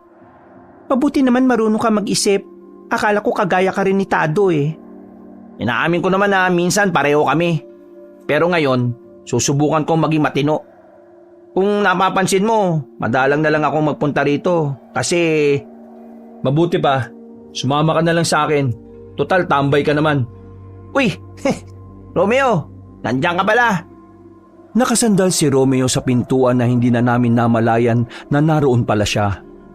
Nakangiti siya at nakatingin sa akin. Huwag ka nang sumama kay Tado. Magiging tarantado ka lang din. Sa akin ka na lang sumama kung gusto mong mahawaan ng katinuan. Oo nga eh. Pwede naman. Kailangan niyo ba na makakain? Nilda, pagkatapos mo dyan, at kung wala ka nang gagawin, sama mo naman ako. Saan tayo pupunta? May pupuntahan lang ako. Kailangan ko ng kasama. Baka kasi hanapin ako mamaya eh. Akong bahala. Wala naman si Don Edwin ngayon nasa Maynila. Uy, sama rin ako. Ha? Kasama. Uy, sige na, sumama ka na. Pagkatapos kong maghugas, ay nagpalit na rin ako ng damit. 6:00 ng gabi, lumabas kaming 3. Gamit namin ang sasakyan na pinahiram ni Don Edwin kay Romeo. Habang nasa biyahe kami ay tahimik lang ako. Hindi ako nagtatanong kung saan ba kami pupunta. Basta gusto ko lang makaalis kahit sandali sa mansyon. Kailangan ko magpunta sa isang albularyo. Albularyo? Bakit? Anong meron? Nitong nakaraan kasi, palagi akong nananaginip tungkol sa tungkol sa aswang. Lagi akong binabangungot. Tungkol sa aswang? Walang ya. Totoo ba yan? Kaya nga kukonsulta ako sa isang albularyo para naman malaman ko kung anong dahilan at bakit ako nananaginip ng ganun. Kailan nagsimula yung ganyang panaginip mo? Nung araw na pinagmaneo ko si Lakay, yung business partner ni Don Edwin pag-uwi ko. Ayun, nanaginip na ako kagad ng nakakatakot. Sa sinabing niyang yun, ay nakaramdam ako ng kilabot. Kung pwede ko lang talagang sabihin sa kanila kung ano ang nalalaman ko ay ginawa ko na. Pero hindi. Ayaw ko kasing magdulot ng katatakutan sa kanila. Isa pa, wala pa akong tiwala kay Atong. Baka ipagsabi niya pa. Makalipas lang ng halos 20 minutos, ay narating na rin namin ang bahay ng albularyo. Pero sa kasamaang palad, wala na kaming inabutan doon. Ang sabi ng mga nakatira doon ay umalis na raw ang albularyo at 1 buwan nang hindi bumabalik. Malas. Balat ka yata sa puwet, Atong Hindi sa puwet no? Sa singit banda. Kung gusto nyo, meron akong alam na makakatulong sa'yo, Romeo. May alam kang albularyo? Oo, isang bagong kakilala. Hindi na kami nagpatumpik-tumpik pa, Kabanong. Bumiyahe na kami ulit papunta sa kinaroroonan ng bahay ni Aling Fe. Sakto naman na dumating kami roon ay nasa bakuran siya. Naglalaba. Agad naman akong pumasok. Napatayo ang matanda nang makita niya ako. Nilda, bumalik ka. Nakapagdesisyon ka na ba? Aling Fe, hindi po yun ang pinunta ko rito. Di po ba, bukod po sa pagiging ama, alam niyo na yon, di ba marunong din po kayo mag-albularyo? Oo naman. Yun naman talaga ang ginagawa ko noon kung hindi ako naging ama. Alam mo na rin yon. Teka, ano bang gagawin? Magandang gabi po. Ako po si Romeo. Magpapakonsulta lang po sana ako. Nitong mga nakaraan kasi, palagi ako nananaginip ng tungkol sa aswang. Gusto ko po sanang malaman kung papaano nangyari yon. Ano ang mga dahilan at kung meron bang ibig sabihin ng mga panaginip ko. Ganon ba? O siya, sige. Pumasok na kayo sa loob. Ihahanda ko lang ang mga gamit ko. Gusto niyo ba ng tableya at puto? Hindi na po. Ako po gusto ko. Gutom na nga po ako Huy, kapal na mukha mo. Kumain na muna kami saglit. Pagkatapos, sinimulan na rin ni Aling Fe ang gagawin niya. Nagpausok siya ng insenso. Tinawas niya rin si Romeo. Makalipas lang ang halos 5 minuto, nalaman na agad ni Aling Fe kung ano ang nangyari. Ano pong meron? Alam niyo na po ba kung anong ibig sabihin ng panaginip ko? Wala namang ibang ibig sabihin ng panaginip mo. Pero hindi normal ang pinagmulan nito. Ano ibig niyong sabihin? Isa lang ang nakikita kong dahilan. Maaaring meron kang nakasalamuhang malakas na aswang, tapos mahina ang loob mo. Mahina ang loob? Tapos malakas na aswang? Anong kunik? Nararamdaman ko na mahina ang loob mo. Marami kang kinatatakutan. Madalas kang magdalawang isip kasi takot kang magkamali. At ang isang malakas na aswang, ang kanyang presensya ay nakakaapekto sa isip ng isang taong kagaya mo. Bibihira lang itong mangyari. Kaya nagtataka ko kung papaanong nararanasan mo ito. Sabihin mo nga sa akin, meron ka bang nakasalumuhang tingin mo kahina-hinala? Sandaling napaisip si Romeo. Habang ako, alam ko na agad kung sino ang dahilan ng panaginip niya. Hindi ako pwedeng magkamali. Sila kayang dahilan dahil siya lang naman ang aswang na nakasalamuhan ni Romeo. Hindi ko po maalala eh. Ang dami ko kasing nakakausap araw-araw. Hindi ko na matandaan kung sino sa kanila yung medyo kahina-hinala. Huwag ka mag-alala. Hindi ka na mananaginip. Nagawan ko na ito ng paraan. Mabuti na lang ay hindi ganon kalala. Ibig sabihin, wala talagang intensyon ng aswang na yon na magkaganon ka. Pero mag-iingat ka na lang din para sigurado tayo. Sige po, maraming salamat po. Iha, pwede ba muna kitang makausap? Tumangon na lang ako, habang si Romeo at Atong naman ay nauna na sa sasakyan. Merong binigay sa akin na sulat si Aling Fe. Sulat kamay yun ng nanay ko. Kilala ko ang sulat kamay niya dahil ang dami niyang sulat na naiwan sa bahay namin. Pagbasa ko, nakalagay doon na sinasabi ni Mama na kung sakaling mawawala na siya, kailangan kong manahin ang kanyang tungkulin, na kailangang merong magpatuloy ng nasimulan niya. At kung sakaling matapos ko yon, malaya na ako makakapamuhay sa kung anong gusto ko. Medyo nakaramdam ako ng inis noon kasi akala ko tungkol sa pagmamahal ng isang ina ang mababasa ko. Pero hindi. Tungkol lang yun sa lahat ng kung ano ang dapat kong gawin para sa kanya. Nahagilap ko yan kanina habang naghahalongkat ako ng mga naiwan niyang gamit dito. Aling Fe, kagaya po ng sinabi ko nung una, hindi pa po ako nakakapagdesisyon. Kaya sana wag niyo po akong madaliin. Ano ka ba? Hindi naman kita minamadali. Naisip ko lang naman na baka makatulong to sa'yo para makapagdesisyon ka. Sige po, uuwi na po ako. Baka po hinahanap na ako sa mansyon. Lumabas na rin ako. Agad na rin kaming bumiyahe pa uwi. Buti na lang ay walang nakakaalam na galing ako sa labas. Rekta na ako sa kwarto. Nahiga ako at agad na nakatulog. Pero bandang 1:00 na madaling araw, agad akong nagising. Isang panaginip kasi ang nakita ko na akala ko nung una ay totoong nangyayari. Para kasing totoong-totoo talaga. Ayon sa panaginip ko, buhay si Mama. Pero nasa kamay siya ng mga aswang. Nagtitindigan ng mga balahibo ko. Pero sa kabilang banda, nakaramdam ako ng awa sa nanay ko. Biglang lumakas ang pakiramdam ko na buhay pa siya. At ang panaginip na yon ay maaring paiwatig na kailangan niya ako. Pero magagawa ko lang siyang mailigtas kapag nakapagdesisyon na ako. Kaya naman kinabukasan, kinausap ko kagad si Romeo para ihatid ako kay Aling Fe. Doon na ako pumayag. Sinabi ko rin sa kanya ang mga panaginip ko.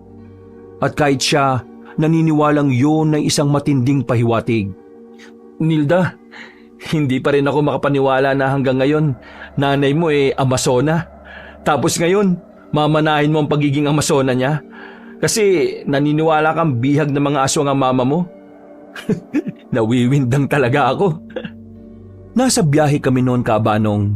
Kagagaling lang namin sa bahay ni Aling Fe. Nalaman na niya ang lahat. Kaya hindi ko rin talaga siya masisisi kung paulit-ulit siyang nagtatanong. Wala naman kasi talaga sa itsura ko na magiging Amazona na rin ako gaya ng nanay ko. Baka mas magulat ka kapag sinabi ko sa'yo yung isang hindi mo pa alam. Ha? Meron pa talaga? Ano? Sabi mo na sa akin. Kaya ka na naginip ng tungkol sa aswang noon dahil kilala mo rin ang aswang na naging dahilan ng mga bangungot mo. Ha? Seryoso? Kilala ko? Sino? Si Don Edwin? Hindi. Sila Kay. Seryoso ka ba sa sinasabi mo? Paanong si Lakay? Business partner lang naman ni Don Edwin yon. Tingnan mo itong nasa bewang ko. Umiinit ito ng bahagya kapag may nararamdaman siyang aswang sa paligid. At uminit ito tuwing nasa mansyon si Lakay. Mukha lang siyang normal, pero hindi. Grabe. Kaya siguro minsan nakikita ko siyang parang namumula yung mga mata niya. Gagamitin ko siya. Ha? Paano gagamitin? Baka sa pamamagitan niya, magkaroon na ng kasagutan ng katanungan ko kung hawak ba ng mga aswang ang nanay ko o hindi. Bigla siyang nabahala sa sinabi ko. Pati niya kung gaano kadelikado makipaglaro sa mga aswang. Pero ako, kailangan kong lakasan ang loob ko. Yun lang naman ang natatanging paraan na nakikita ko para magkaroon ng progreso ang paghahanap ko sa aking ina. Pag-uwi ko sa mansyon, sinalubong agad ako ni Don Edwin. Galit na galit siya. Agad niyang hinablot ang buhok ko papunta sa sala. Aray ko, Don Edwin! Bakit niyo ba ito ginagawa? Bakit ko ito ginagawa? Pinahiya mo ko kay Lakay. Bakit ka tumanggi sa kanya kahapon na sumama, ha? Bakit? Hindi ko naman kasi siya gaano kakilala, Don Edwin. Wala akong pakialam kung kilala mo siya o hindi. Ang akin lang, tulungan mo sana kung mapapayag siya sa iba kong mga proposal. Papayag na sana siya kung pumayag kang sumama sa kanya. Ang kaso hindi. Kaya ngayon tingnan mo, sa iba na siya nakipag-deal. Akala ko po partner na kayo. Partner na nga kami, pero may iba pa akong gustong mapala sa kanya. Hindi mo maintindihan yon kasi wala ka namang kayang gawin kundi maglinis. Nakakabwisit ka. Pasensya na po. Kausapin niyo na lang po ulit sila Kay. Sasama na po ako sa kanya. Nang sabihin ko yon, ay biglang nagbago ang reaksyon ng mukha ni Don Edwin. Parang nagkaroon ng buhay ang mga mata niya. Biglang sumigla. Lumapad ang ngiti. Ayan naman pala eh. Kagalitin mo pa talaga ako eh. Yan tuloy, nasaktan pa kita. Pero bago yan, sumunod ka na muna sa opisina ko. Ano po ipapagawa niyo, Don Edwin? Pwedeng ako na lang po ang gumawa. Manahimik ka! Wala kang kinalaman dito! Hindi na ako nakaangal pa noon, Kabanong. Alam naman ni Romeo na pareho lang kaming malilintikan kapag pinilit pa niya ang gusto niya. Kaya kahit kinakabahan ako, sumunod na lang ako kay Don Edwin. At doon, ginawa na naman niya ang kanyang kahayupan. Wala akong magawa, Kabanong. Parang hinayaan ko na lang din siya dahil sobrang takot na takot ako. Noong mga sandaling yon, mas lalong nadagdagan ng dahilan kung bakit kailangan kong tanggapin ang misyon ni Mama. Kung bakit kailangan kong maging isang ganap na Amazona para ipagtanggol din ang sarili ko laban sa mga kagaya ni Don Edwin. Isang bangungot sa akin ang gabing yun, Kabanong, pero pinilit ko na lang kalimutan. Kinabukasan, habang wala ang mag-ama sa mansyon, palihim akong umalis. Yun na kasi ang simula ng pagsasanay at pag-aaral ko. Sa unang sabak sa pag-iensayo, masasabi ko talagang nakakapagod. Nakakaumay, pero pagtapos ng araw, napagtanto ko na masarap din pala yung gawin. Lalo na kapag naaalala ko na ang ganung bagay ay dati ring ginagawa ng aking ina. Kumusta ang pagsasanay? Ayos ka lang ba? Ayos lang naman po. Nakakainganyo pero pwede bang practicein na natin lahat ngayon? Ay hindi pwede. Mabibigla ang katawan at isip mo. Dahan-dahan lang dapat. Hanggang sa unti-unti mo nang nakikilala ang sistema. Tapos na ang pagsasanay natin para sa araw na ito. Pwede ka nang umuwi at baka hinahanap ka na ng amo mo. Ngumiti na lamang ako sa kanya, Kabanong. Noong mga sandaling yon, alam kong malilintikan na naman ako pag uwi ko. Pero hindi ko inaasahan ang madadatnan ko. Inabutan kong naroon si Lakay. At kakapasok ko lang sa sala, nakatingin na kagad siya sa akin. Nakangiti, pero hindi magaan ang pakiramdam ko sa ngiting yon. Oh, Nilda, kararating mo lang.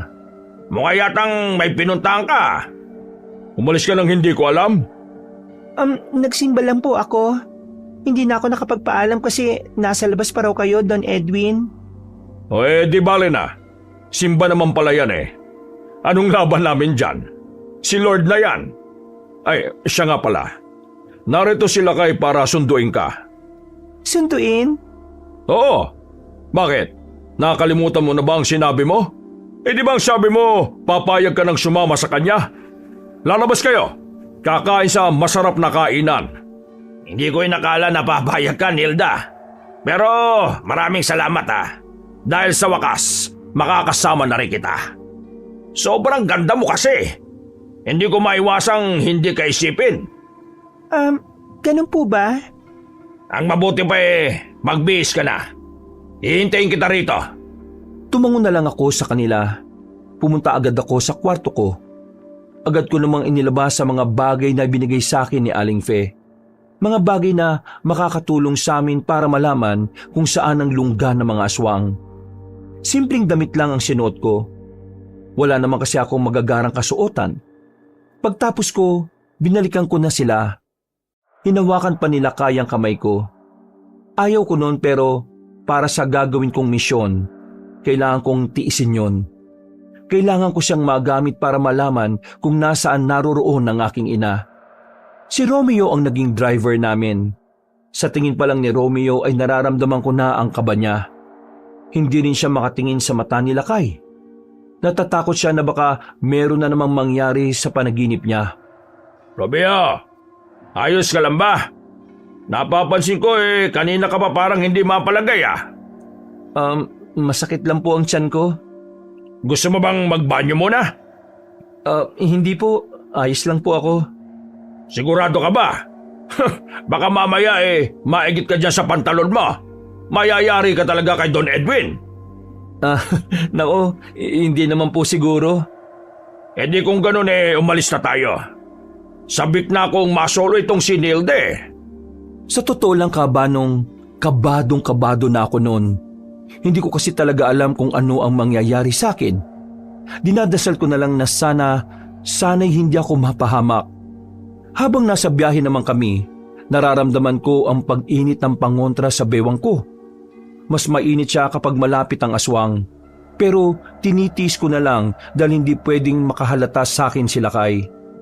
Makalipas lang ang ilang sandali, nakarating na rin kami sa isang kainan na walang katao-tao.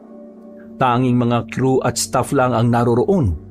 At ang mas kinagulat ko pa, ang mga naroon ay puro mga aswang. Nalaman ko yon nang minsang lumayo si Lakay at siya namang lumapit ang isang waiter. Kumilos lang ako ng normal, pero ang totoo, mabilis na ang tibok ng puso ko. Wala pa naman si Romeo. Nasa sasakyan siya. At nakaparada pa yon sa pinakalabas. Ang dami naming napag-usapan ni Lakay, kung ano-anong bagay na walang kwenta na parang siya lang ang natutuwa. Pagkatapos, inakala kong pupunta na kami sa lungga nila. Pero hindi. Nagyaya na talaga siyang umuwi. Hindi ba tayo pupunta sa inyo? Wala ka bang balak dalhin ako ron? Bago ko sagutin yan, gusto ko munang malaman kung bakit bigla ka nalang pumayag na sumama sa akin. Para kasing ikaw yung tipo ng babae na kahit kailan hindi sasama sa matandang kagaya ko. Sir, mahirap lang ako at mayaman kayo. Aaminin ko, gusto ko yung guminhawa sa buhay. Kaya kung may gusto ka sa akin, papatulan kita. Alam ko namang katawan ko lang naman ang habol mo sa akin Kaya papakinabangan na rin kita. Aba, gusto ko yung ugali mo, Nilda. Gusto ko ng prangkang babae. Maganda yan. Pero sa ngayon, hindi pa kita pwedeng dalhin sa bahay ko. Masyado pang magulo ron at hindi ako nakapaglinis. Sige, naintindihan ko. Magpatid ka na kay Romeo. Ikaw, anong sasakyan mo? Tatawagan ko na lang yung driver ko. Tumango na lang ako, Kabanong. Humalik pa siya sa kamay ko bago ako tuluyang maglakad papuntang sasakyan. Nang makapasok na ako sa loob, ay saka lang ako nakahinga na maluwag. Oh, anong balita? Bakit uuwi ka na kaagad? Mukhang meron talaga siyang tinatago sa kanila. Tingin ko, baryo ng mga aswang ang sinasabi niyang bahay niya eh. Kaya anong gagawin mo sa susunod? Ipagpapatuloy ko lang ito hanggang sa magkaroon ako ng pagkakataon na makarating sa kung saan siya nagkukuta. Lumipas pa ang mga araw ay nagpatuloy pa rin ang pagsasanay ko. Habang tumatagal, unti-unti ko nang nakakabisado ang mga tinuturo ni Aling Fe. Bukod pa ron, nararamdaman ko ring lumalakas na ang pangangatawang ko. Binigay na rin sa akin ni Aling Fe ang anting-anting na pagmamay-ari ng nanay ko. Hindi ko pa nasusubukan gamitin yon, pero nang hawakan ko pa lang yon, ay nakaramdam na agad ako ng kakaiba sa aking katawan. Para bang gumaan ng pakiramdam ko. Hindi ko mapaliwanag, basta mayroong malaking pagbabago. Hanggang dito na lang ako, may lalakarin pa kasi ako eh. Nilda, hindi na ako makakapasok sa loob ah. Ayos lang. Maraming salamat ulit sa pag-atid mo sa akin pabalik. Sus, wala naman yun. Gusto lang kitang tulungan sa paghahanap mo sa mama mo. Magsasalita pa sana ako pero bigla na lang dumating si Atong. Natataranta siya. Nababahala ang kanyang muka. Nagmamadali niya akong hinarang ng papasok na sana ako sa gate. Bakit ba? Ano pang problema? Galit na galit si Don Edwin. Huwag ka na kaya munang pumasok sa loob. Ha? Bakit? Anong ginawa ko? Nalaman na niya yung palagi mong paglabas ng hindi niya alam. Alam niyang si Romeo kasama mo palagi. Sinumbong kayo ni Tado. Iniisip niya na nililigawan ka nitong si Romeo. Ha?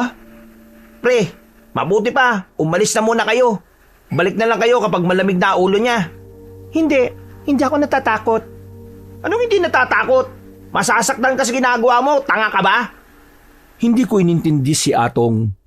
Pinatabi ko siya sa daraanan ko. Papasok na sana ako pero biglang lumabas naman si Don Edwin. Sa labas pa lang ay hinablot na niya kaagad ang buhok ko at hinila. Kaya pala palagi kang umaalis kasi nakikipaglandian ka dyan kay Romeo, ha? Hindi. Nagkakamali ka ng iniisip. Don Edwin, mali po kayo. Sinasabay ko lang naman siya kapag namamalengke kasi isa lang naman ang daanan namin. Manahimik ka! Malilintikan ka rin sa akin. Hindi ka marunong kumilala ng pagmamay-ari ng iba, ha? Pagmamay-ari? Hindi mo naman ako pagmamay-ari ah. Nandito ka sa poder ko. Ako ang nagpapatira at nagpapalamon sa'yo. Kaya pagmamay-ari na kita.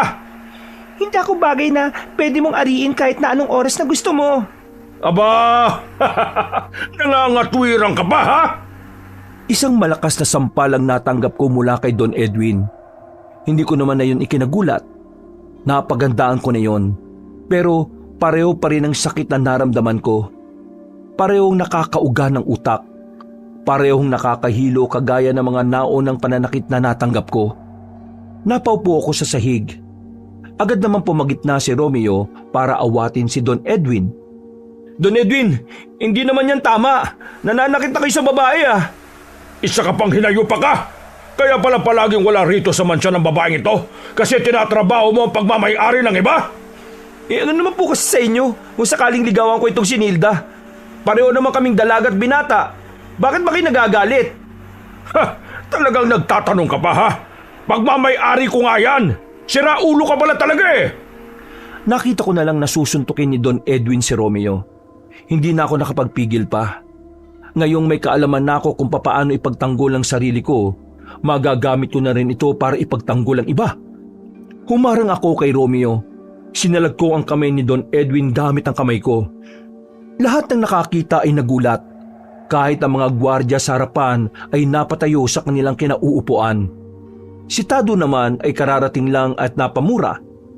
Habang si Don Edwin ay nanlalaki ang mga mata na parabang ngayon lang ito nakakita ng babaeng pumapalag sa lalaki. Pang-aabuso ng ginagawa niyo, Don Edwin eh. Palagi na kitang pinagbibigyan sa mga ginagawa mo. Hinayaan kitang babuyin ako ng paulit-ulit. Hinayaan kitang ibigay ako sa kapwa mo matanda. Hinayaan kitang saktan ako kung kailan mo gusto. Hindi na ito tama. Itigil mo na to. Pagod na akong intindihin ang kalupitan mo. Ha, kung makapagsalita ka eh, akala mo kakayanin mo ako, ha? Inalis niya ang kanyang kamay at saka inambahan ako ng suntok. Hindi niya ako tinamaan. Nakailag ako. Sumubsob siya sa lapag.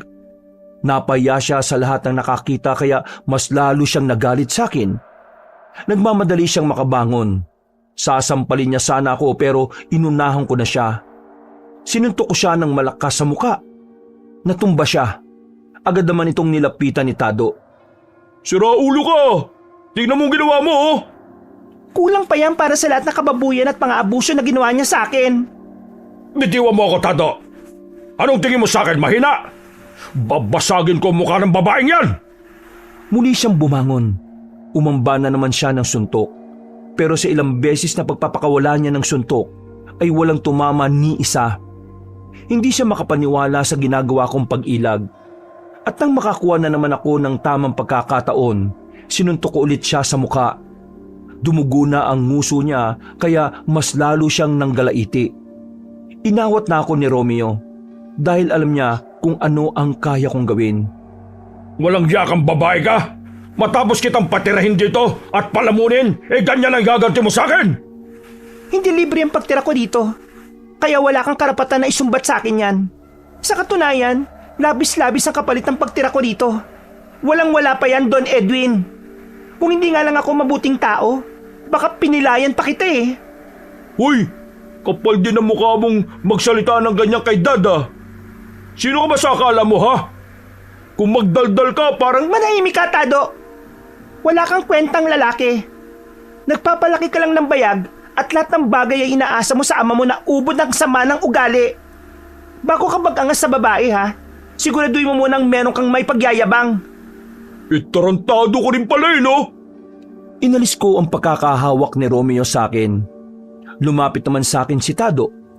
Sinuntok niya ako pero nailagan ko rin siya. Hindi ako nagsayang ng oras nang makakita ko ng pagkakataon. Sinuntok ko siya sa panga.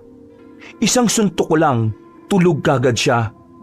Kahit si Atong na kaibigan niya, munti ka nang mapatalon sa sobrang tuwa. Walang hiya ka! Lumayas ka rito! Hindi mo na ako kailangan sabihan pa, Don Edwin. Dahil aalis ako dito ng kusa. Hindi nyo na ako masasaktan at makokontrol pa. At kung inaakala mong mauuwi sa wala ang lahat ng ginawa mo sa akin, nagkakamali ka. Babalikan kita sa oras na matapos ko na ang lahat ng dapat kong gawin. Napanganga na lamang si Don Edwin sa mga sinabi ko. Sobrang layo ko na kasi sa dati. Hindi nila inaakala na ang mainhin na si Nilda ay bigla na lamang magiging barumbado. Lima kong nagpasalamat sa isip ko kay Aling Fe. Kung hindi dahil sa kanya, hindi ko malalaman na may dugo pala akong Amazona. Binawi ni Don Edwin ang sasakyan na pinapagamit niya kay Romeo. Tinanggal na rin kami pareho sa trabaho. At kahit si Atong ay nadamay rin.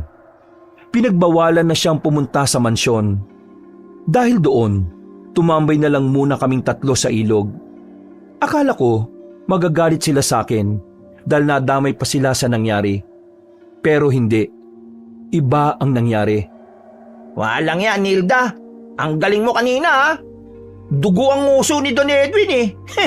Tapos, si Tado tulog. Nakto, buti na lang talaga. Nagbago na ako. Kasi kung hindi ako nagbago, baka dalawa kami ni Tado na nakabulag Tado ngayon. Pinahanga mo ko, Nilda. Huwag nga kayo magsalita ng ganyan. Kung tutuusin, kasalanan ko kung bakit kayo nadadamay ngayon. Wala kang kasalanan. Ginawa mo lang naman ang tama eh. At saka, patagal ko na talagang ayaw si Tado. Habang tumatagal kasi, pasama na ng pasama ugali niya eh. Tingin ko nga, nahawa lang ako sa kanya. Pasensya na talaga kayo sa nangyari. Pero, kailangan ko na munang magpaalam sa inyo. Ha? Isang ka na ngayon? Doon na muna kay Aling Fe. Mabuting at kakaunti lang itong gamit ko kaya wala akong gaanong magiging tambak sa bahay niya. O di sige, yatid ka na namin. Wag na, magpahinga na lang kayo. Alam kong stress din kayo sa nangyari. Nauna na akong umalis sa kanila. Nagtungo ako sa kinaroroonan ni Aling Fe. Tinanggap naman niya ako. Sa katunayan ay masaya pa nga siya na kasama niya ako. Makalipas ang ilang araw, ang dami ko nang naidagdag sa mga natutunan ko mula sa kanya. Nagagamit ko na rin ng maayos ang anting-anting. Lumakas na rin ang mga pandama ko. Ayon nga kay Aling Fe, handang-handa na ako para sa pagsagupa namin sa mga aswang. Malaki na rin ang ipinagbago ng katawan ko. Naging maskulado na ang braso at hita ko. Hindi na ako mahina. Nakakabuhat na ako ng mabigat. At kaya ko na rin makipagsabayan sa suntukan kahit na sa lalaki pa. Aling Fe, paano na pala yung una nating plano? Nung gagamitin ko sila kay para malaman ang kanilang lungga. Kailangan na nating kalimutan yon, Iha. Wala na rin namang saysay dahil wala ka na sa mansyon. Pero nakukuha ko na po kasi ang kalooban niya eh. Ano bang nararamdaman mo nung kasama mo siya? Ano pong ibig niyong sabihin? Tingin mo ba alam niya ang ginagawa mo?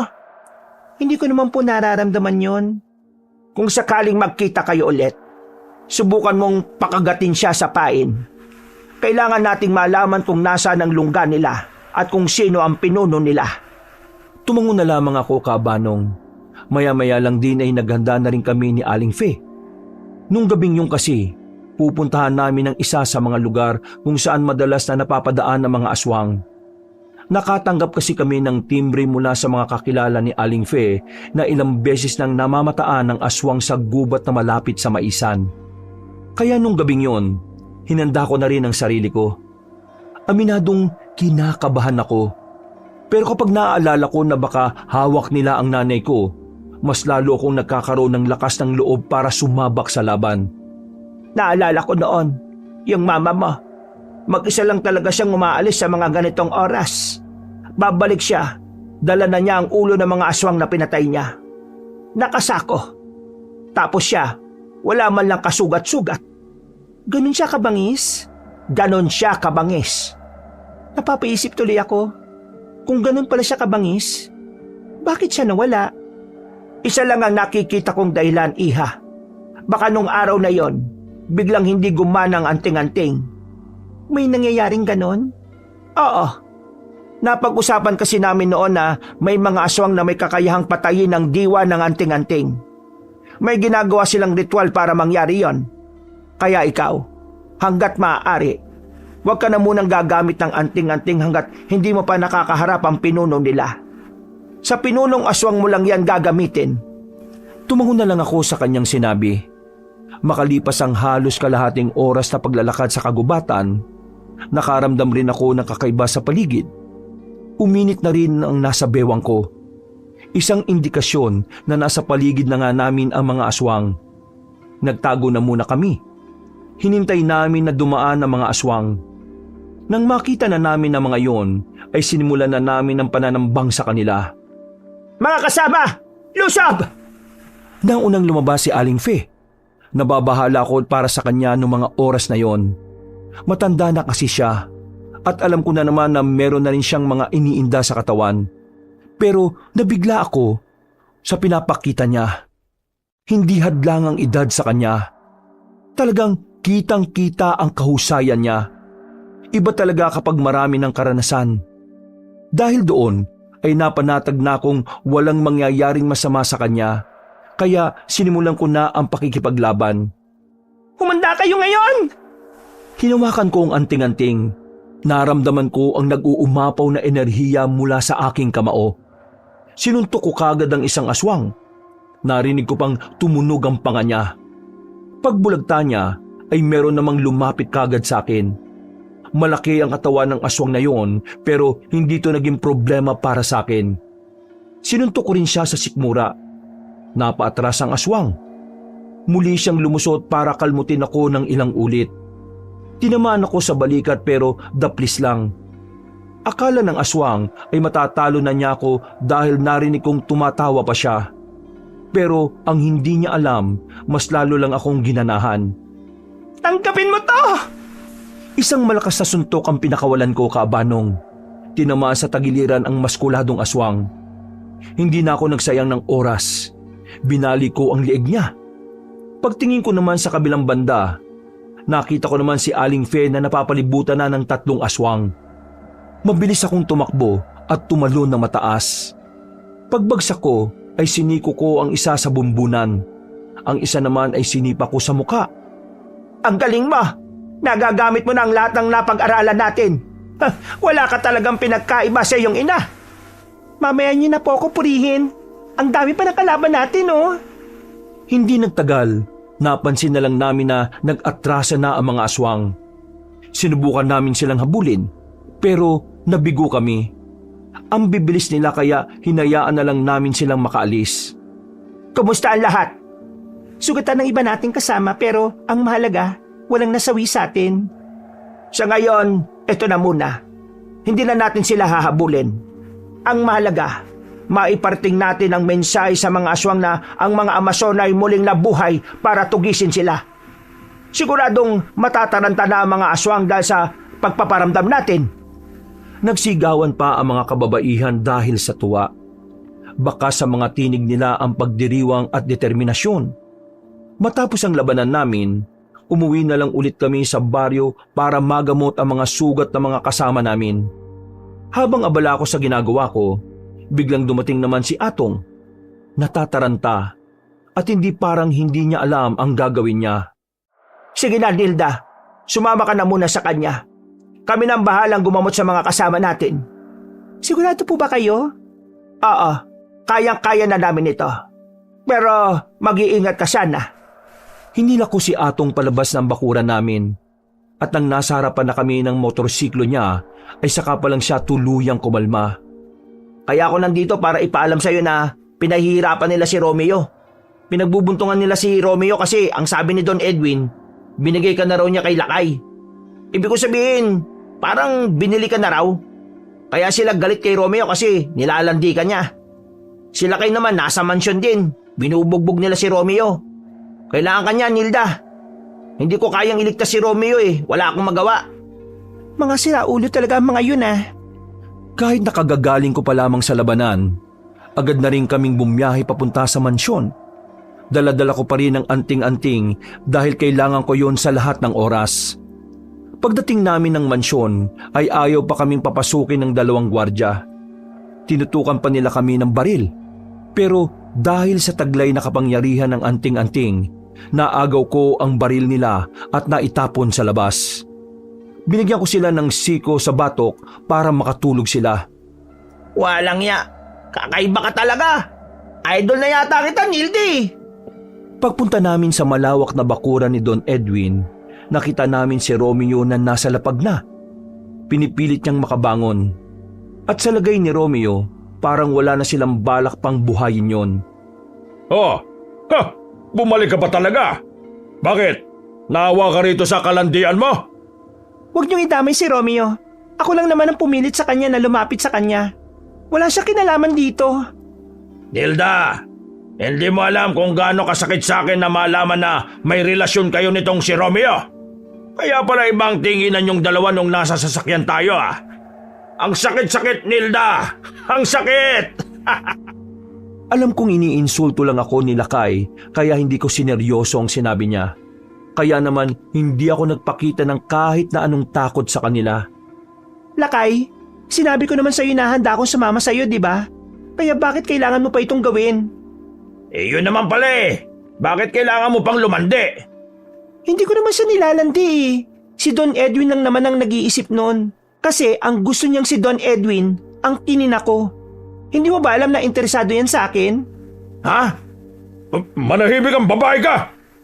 Ilang beses niya akong binaboy. Tapos gusto niyang ipasa ako sa'yo. Hindi ka ba nandidiri? Inunahan ka na ni Don Edwin sa katawan ko. Tapos kaibigan pa rin ang turing mo sa kanya. Don Edwin, totoo ba sinasabi ni Nilda? Eh bakit ka maniniwala dyan, kumpadre? Halata naman na gusto niya lang tayong pagawayin. Totoo mga sinasabi ni Nilda. Nasaksihan ko ang ginagawa niyang pambababoy. Pero wala akong magawa kasi papatayin ako ni Don Edwin kapag nakialam ako. Manahimik ka! Niloloko ka lang ni Don Edwin, Lakay. Bago niya ako ibigay sa'yo, pinagsawaan niya na ako.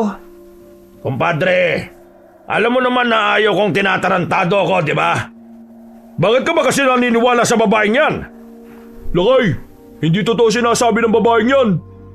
Lakay, kung maniniwala ka sa akin, sasama ako sa'yo. Bigyan mo lang ako ng 1 araw para ayusin ang mga dalahin ko. Tumingin sa akin ng seryoso si Lakay. Nakita kong parang nababanas na siya kay Don Edwin. Nagulat na lang ako nang bigla niya yung sinakal. Inangat niya sa ere.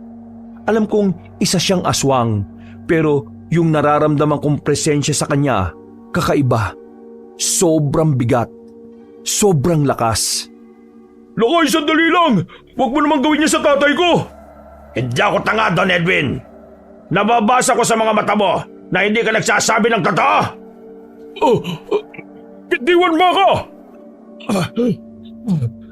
Binagsak ni Lakay si Don Edwin sa lapag ng padabog. Maububo pa si Don Edwin dahil doon. Pagkatapos noon ay tumingin sa akin si Lakay. Bakit mo gustong sumama sa akin, Nilda? Kagaya nga na sinabi ko sa'yo, gusto kong makaahon sa hirap at gusto kong pagbayarin niya si Don Edwin sa pambababoy na ginawa niya sa akin. At magagawa ko lang yon kung ikaw ang sasamahan ko at hindi siya. Siguraduhin mo lang na totoo sinasabi mo, Nilda. Sawang-sawa na ako sa mga kalokohan at pagsisinungaling. Lumapit siya sa akin. Tiningnan niya ako mula ulo hanggang paa, na parabang inaalam niya kung meron ba akong ibang binabalak. Nakaramdam ako ng kaba-kaba nung pero pinilit kong umasta ng normal. Bukas ng gabi, sa kainan na pinuntahan natin. Doon tayo magkita. Dalhin mo na ang mga gamit mo at iuwi na kita sa bahay ko. Naglakad na paalis si Lakay, habang ako naman ay napabuntong hininga na lang sa kinatatayuan ko.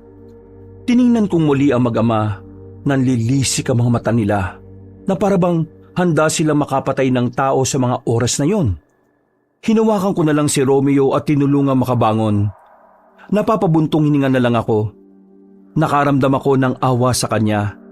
Kung tutuusin, wala naman talaga siyang kinalaman sa galit nila sa akin. Walang iyakang babae ka. Sinisira mo ang negosyo ko. Pagsisisihan mo ito! Anong gagawin mo? Ipapapatay mo ako? Gawin mo! Akala mo talaga kung sino tong may bitaw eh. Bakit ba ang tapang mo na ngayon, ha? Porque nagmukha lang lalaki ang katawan mo? Ang yabang mo na, ha? Manahimik ka na, Tado. Baka balian pa kita ng buto eh.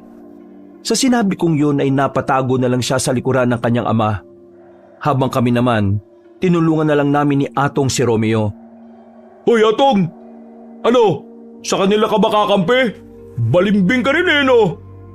Napagtanto ko lang naman kasi, sila matitino, ikaw hindi. Natututo ko ng katarantaduan sa iyo eh. Alam mo kung bakit Tado ang pangalan mo? Kasi nga, tarantado ka. Sira ulo! Inilabas na lang namin si Romeo. Sumakay na lang kami sa motor kahit nasiksikan na kami. Dinala namin siya sa bahay ni Aling Fe. Agad namang nalagyan ng paunang luna sa mga sugat ni Romeo. Magiging maayos na ang kaibigan mo, Nilda. Mabuti na lang walang mga bali ang buto niya. Pero kailangan niya pa rin magpahinga dahil masyadong nalamog ang ilang parte ng katawan niya. Sa ulo, walang gaanong tama. Pero putok ang ibabang labi niya. Nilagyan ko na ng bayabas yon kaya mas madali itong hihilob. Maraming salamat, Aling Fe. Nilda, kailangan mo nang ituon ng atensyon mo sa misyon natin. Yung mga kaibigan mo, hindi mo na dapat muna sila kinakausap. Maaari silang gamitin ng mga kalaban natin laban sa iyo. Napatingin kami sa pintuan nang makita naming naroon si Romeo. Kahit na nahihirapan siyang tumayo, ay pinilit niyang lumabas. Agad naman siyang inilayo ni Atong. Uy, ano ka ba?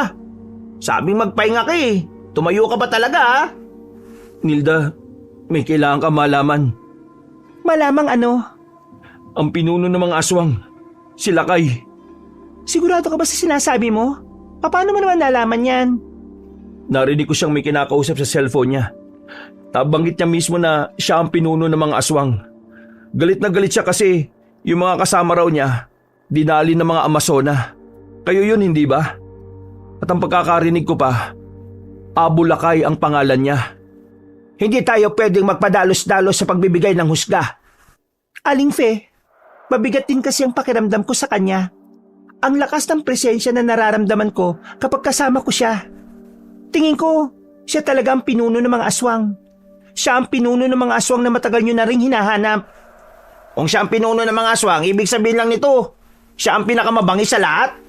Pero di ba, Nilda, may usapan kayo mamayang gabi na magkikita kayo. Hindi ba delikado yun? Iha, hindi basta-basta ang pinuno ng mga aswang.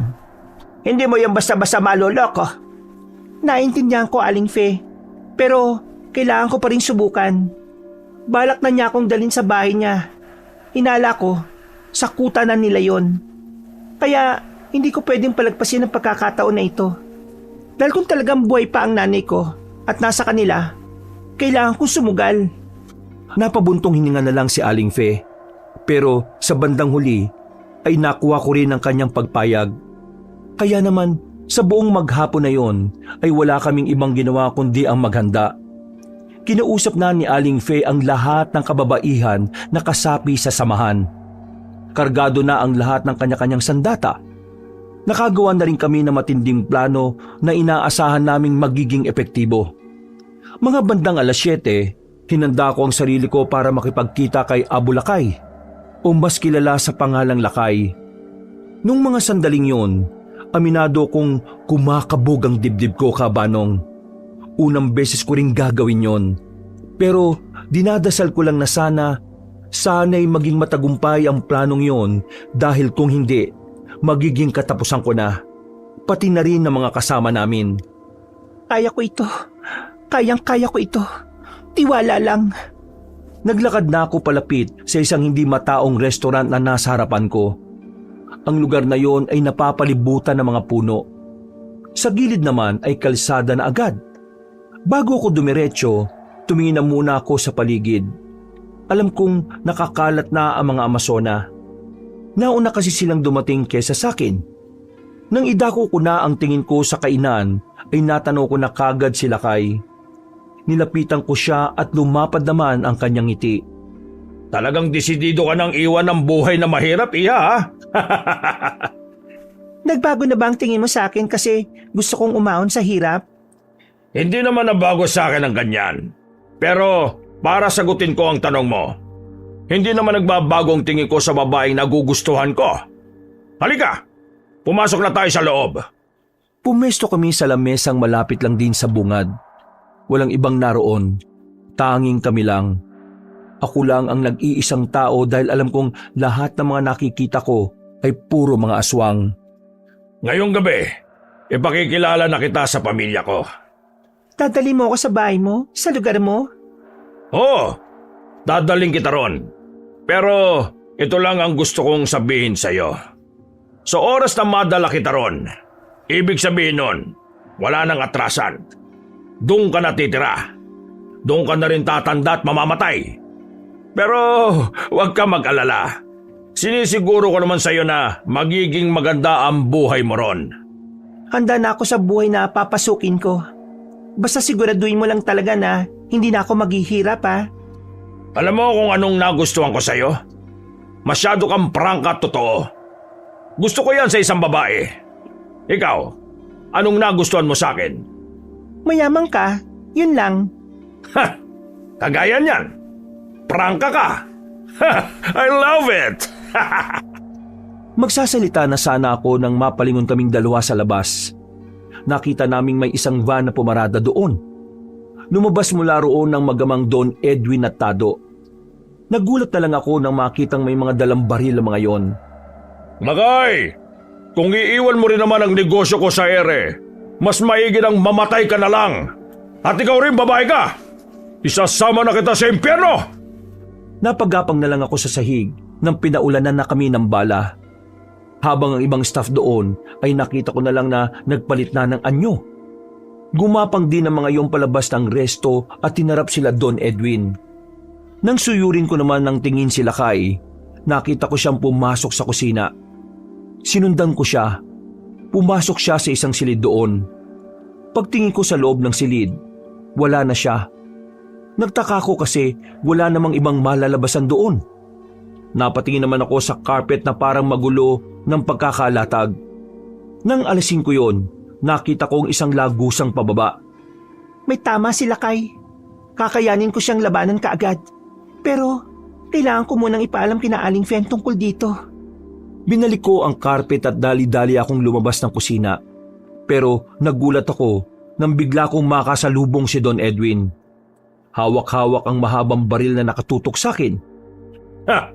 Sa tingin mo mabubuhay ka pa kaya kapag pinutok ko ito sa bungo mo?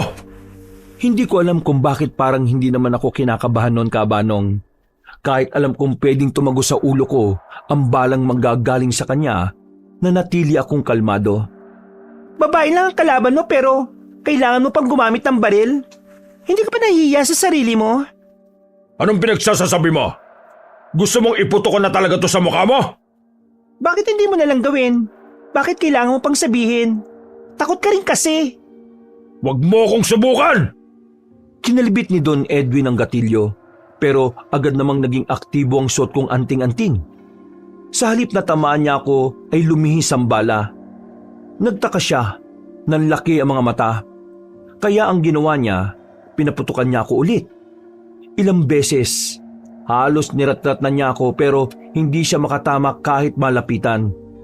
Wala akong oras para sa kanya kaya nilapitan ko na siya. Maraas kong kinuha ang baril. Anong klaseng tao ka? Halimaw ka ba? Ikaw ang halimaw, Don Edwin. Demonyo kayo ng anak mo. Sinuntok ko siya ng malakas sa muka na naging dahilan ng pagkawala niya ng malay. Lumabas kagad ako ng resto. Naabutan ko roon na kinakalaban na nila Aling Fe ang mga aswang. Habang si Tado naman, nasa gilid ng sasakyan, nanginginig sa takot at nakaihi na rin sa short. Aling Fe, may tama si Abulakay. May pinasukan siyang lagusan sa kusina. Tingin ko, papunta na yun sa kung saan man sila naglulungga. Sige, puntahan na natin. Iniwan na namin doon ang iba pa naming kasamahan para kalabanin ang mga aswang na natitira. Wala kaming sinayang na sandali ni Aling Fe. Pumasok kagad kami sa lagusan. Madilim doon. Mabuti na lang ay meron kaming daladalang flashlight na maliit. Halos 5 minuto yata naming tinahak ang sikretong tunnel noon. Maya-maya pa, natanaw na rin namin ang isang bakal na pintuan. Paglabas namin doon, nakarating na kami sa gubat. Napapalibutan na matataas na punong kahoy ang kinalalagyan namin at sa hindi kalayuan, meron kaming natatanaw na liwanag. Isang maliit na komunidad at malayo pa lang kami. Nararamdaman na ng anting-anting na ang lugar na yon ang balwarte ng mga aswang. Eto na yon.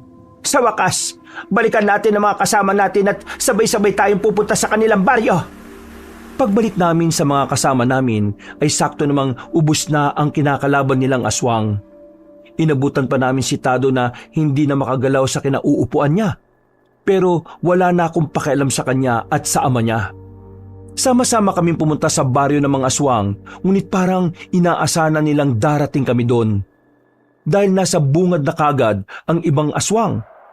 Pero hindi kami nasindak. Mas lalo pa nga kaming naging desididong labanan ng mga yon. Iya, kami na ang bahala rito. Hanapin mo si Lakay, ha? Siya ang puntiryahin mo. Kahit ano mangyari, huwag mo kakalimutan na kailangan mong tatagan ang loob mo. Ang anting-anting ay nawawala ng bisa kapag nararamdaman niyang pinanghihinaan ka ng loob. Tumango na lamang ako sa sinabi niya. Maya-maya pa'y nagsimula na rin ang labanan sa bungad. Dumiretso kagad ako ng pasok sa loob. Lahat ng haharang sa akin ay pinatitikim ko ng malakas na suntok. Gamit ang aking anting-anting, natuntun ko ang kinaroroonan ni Lakay. Kakatapos lang niyang lagyan ng benda ang bewang niya dahil doon siya banda tinamaan ng bala.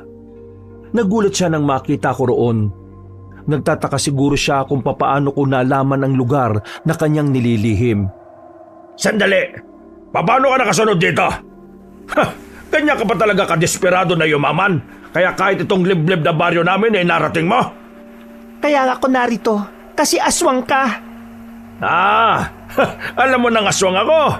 Hulaan ko, isa ka sa mga Amazonang lumagas sa mga tauhan ko, ano? Matalino ka rin pala. Kaya pala kakaibang lakas mo kumpara sa normal na babae. Bakit ba hindi ko naisip na isa kang Amazona? Sobrang amo kasi ng mukha mo eh. At sa lahat kasi ng Amazona, ikaw ang pinakamaganda. Ikaw ang pinakamasarap. Bago natin simulan ng laban na ito, may gusto akong itanong sa'yo. Sagutin mo ng maayos. Paano kung ayaw ko? Nasaan si Matilda? Matilda? Bakit mo hinahanap si Matilda? Nanay ko siya. Nanay? Nanay mo si Matilda? Tingnan mo nga naman ang kabalaran, ano? Anong ginawa mo sa kanya? Wala naman. Ginawa ko lang alipin sa minahan. Wala nang silbi.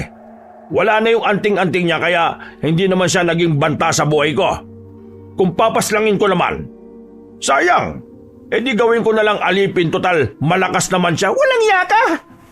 Hindi ko na sinayang ang oras na yon, Kabanong. Dali-dali na akong sumugod sa kanya. Sinuntok ko siya ng malakas, pero nakailag siya at ang pader ng bahay niya ang tinamaan ko.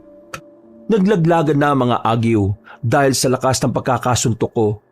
Dahil siya ay nagulat din. Tumakbo siya papunta sa labas. Dito na siya nagpalit ng itsura. Sumugod siya sa akin. Sobrang bilis. Hindi ko na malayan na nasa likuran ko na siya. Masyado ko nagpadala sa emosyon ko. Kaya naman tinamaan niya ako ng kalmot niya sa likod. Nawasak pa ang damit ko at nakita ang likod ko. Ayan! Kitang-kita na ang maganda mong likod! Huwag ka muna masyado matuwa, Lakay. Kung pakikinggan mo naman na maigi, nasa alanganin na mga kasama mo, oh. Ibig sabihin, nakakalamang na kami sa laban. Alam mo, bago lang ako sa ganitong mundo eh. Pero isa lang ang nasisiguro ko. Hindi ka naman talaga malakas. Hindi naman talaga malakas at mabangis sa mga aswang. Sadyang magagaling lang kayong magtago. Sandaling konsentrasyon lang. Nakarating na kaagad ako sa harapan ni Lakay. Isang malakas na suntok sa sikmura ang binigay ko sa kanya. Hindi pa ako nakontento. Sinipa ko siya sa pagitan ng hita niya. Mabilis siyang nakadistansya sa akin, pero kitang-kita sa reaksyon niya na talagang naramdaman niya ang sakit ng ginawa ko. Madali lang siyang nakarecover. Gumapang siya ng mabilis papunta sa akin. Buong akala ko'y magagawa ko ulit siyang patamaan, pero nagulat ako nang meron siyang isaboy sa akin. Parang buhangin o kung ano. Napuwing ako dahil doon. Sinamantala naman niya ang pagkakataon para patamaan ako. Mahina ka ba? Hindi ka kagaya ng nanay mo! Kung saan-saang kalmot na ang tinamo ko. Anting-anting na lang talaga ang dahilan kung bakit buhay pa rin ako noon. Pero hindi ako nawawalan ng pag-asa. Iniisip ko lang na kailangan ko pang makita ang nanay ko. Na kailangan ko pa siyang maiuwi kina lolo at lola. Ha? Mahina! Ganon! Nagagawa mo pa talagang magyabang kahit ganyan ka na? Kung sa bagay, ang mga babae nga naman, akala nila palagi silang malakas. Akala nyo palagi kayong tama. Muli siyang umatake, pero sa pagkakataong yon ay nagkaroon ako ng panibagong lakas. Mas nadagdagan ng enerhiya na nagmumula sa anting-anting. Kinabigla niya ang pagsalubong ko sa kanya. Isang malakas na uppercut ang ginawa ko. Tumilapon siya dahil doon. Hindi pa ako nakontento. Nilapitan ko siya ulit at pinagsusuntok ng malakas sa muka. Mabilis na nagbago ang ihip ng hangin. Ako na ang nakakalamang sa laban. At hindi ko na hinayaang mawala pa sa akin ang pagkakataon na yon. Bumuelo ko ng malakas. Inipon ko ang lahat ng enerhiya sa kanan kong kamao. Pagtayo ni Lakay, sinuntok ko na siya sa dibdib. Sa lakas ng pagkakasuntok ko, nabali ang mga buto niya sa dibdib at naglawa ang dugo sa bibig niya. Agad siyang bumagsak. Pinipilit niya pang magsalita pero hindi na rin niya magawa. Ganito ka lang pala kahina. Kaya alam kong nanalo ka sa nanay ko sa pangit na paraan eh. Kasi kung maglalaban kayo ng patas, baka hindi na nagtagpo ang landas natin. Baka noon pa lang, wala ka na. Mulat at nakalabas ang kanyang dila nang malagutan na siya ng hininga. Ako naman ay nakahinga na rin ng maluwag. Maya-maya pa, doon ko na naramdaman ang pagsakit ng mga hiwa ko sa katawan. Pagtingin ko sa paligid, parang gumagalaw na ang paningin ko. Hanggang sa hindi ko na namalayan na nawala na pala ako ng malay. Nagising ako na nasa bahay na ako ni na Aling Fe. Makirot ang mga sugat ko pero hindi na sobrang sakit. Nasa gilid ko lang sila. Naroon din si Romeo at Atong. Pero ang mas nagpabilis ng tibok ng puso ko noon ay ang isang babae na nasa kaliwang banda ng kinahihigaan ko. Si Mama. Mama? Napangiti siya sa akin. Walang salita, yumakap siya sa akin na maigpit. Kasunod noon ay hagulgol naming dalawa. Hindi ko inakala na darating ang panahon na magkakasama pa kami. Ayon kay Aling Fe, natagpuan nila ang isang malaking minahan doon. Naroon si Mama kasama pa ang ilang kababaihan na ilang taon nang ginagawang alipin. Ayon kay Aling Fe, ginawang alipin sina Mama sa iba't ibang minahan sa probinsya. Hindi nakakapagsalita ang mama mo ngayon, pero dala yan ng trauma na dinanas niya sa loob ng maraming taon. Pero nakikilala ka niya. Tayo. At nasa maayos na kalagayan ng kanyang kaisipan. Kailangan niya lang ulit maramdaman ang ginhawa at pagmamahal para makabalik siya sa dating sigla niya. Nilda, masaya ako para sa'yo kasi nagkita kayo ulit ng mama mo. Ako rin, masaya rin ako. Kinatutuwa ko na muli kayong nagkasama, Matilda at Nilda. Si Tado at si Don Edwin pala, pinapasikaso ko na sa mga kakilala kong pulis. Sa oras na mapatunayan na namaril sila doon sa kainan, siguradong makukulong sila. Walang magagawa ang pera nila kasi hindi nila kontrolado yung mga pulis na kakilala ko. Kaya kahit papano makakamit mong hustisya laban sa ginawa nila sa'yo. Tumango na lang ako sa sinabi ni Romeo. Binalingan ko naman ng tingin si Mama. Sobrang saya niya. Hindi siya bumibitaw sa pagkakayakap sa akin. Mama, nagawa ko po. Nagawa ko po ng dahil sa inyo. Mama, hindi mo kailangang sisihin ang sarili mo dahil iniwan mo ko. Lumaki pa rin akong maayos, mabutit matapang. Kaya ito ako ngayon, nasa harapan ninyo. At pinapangako ko sa puntong ito, ako naman ang poprotekta sa inyo, sa kahit na sino, aswang man o sa mga tao. Napuno ng iyakan ng silid na yon. Iyakan na dulot ng kaligayahan. Kabanong wala na yata akong mahihiling nung mga sandaling yon. Ang makitang muli ang nanay ko ay siya ng malaking gantimpala para sa akin. Makalipas lang ang halos 6 na buwan, unti-unting nagkakaroon ng magandang progreso ang nanay ko. Mas naging maganda na rin ang samahan namin mula nang umuwi kami ng Capiz. Nabuo ang pamilya namin at yun ang pinakamagandang nangyari sa buhay ko. Sa lahat ng aking karanasan, Kabanong, natutunan kong maging matapang. Natutunan ko na ang isang babae ay hindi lang basta babae. Nakagaya ng lalaki, tayong mga babae rin ay pwedeng maging palaban. Pwedeng maging matibay at matatag. Para sa akin, ang babae ang pinakamahalagang nilikha ng Panginoon. Dahil hindi lang ito basta ilaw ng tahanan. Maaari din naman itong maging pundasyon na magpapatibay ng isang pamilya. Hanggang dito na lamang po, Kabanong. Maraming salamat sa mga kayanggaw at kabangers na sumubaybay hanggang dito sa dulo. Pinagpalang araw po sa inyong lahat. Wakas!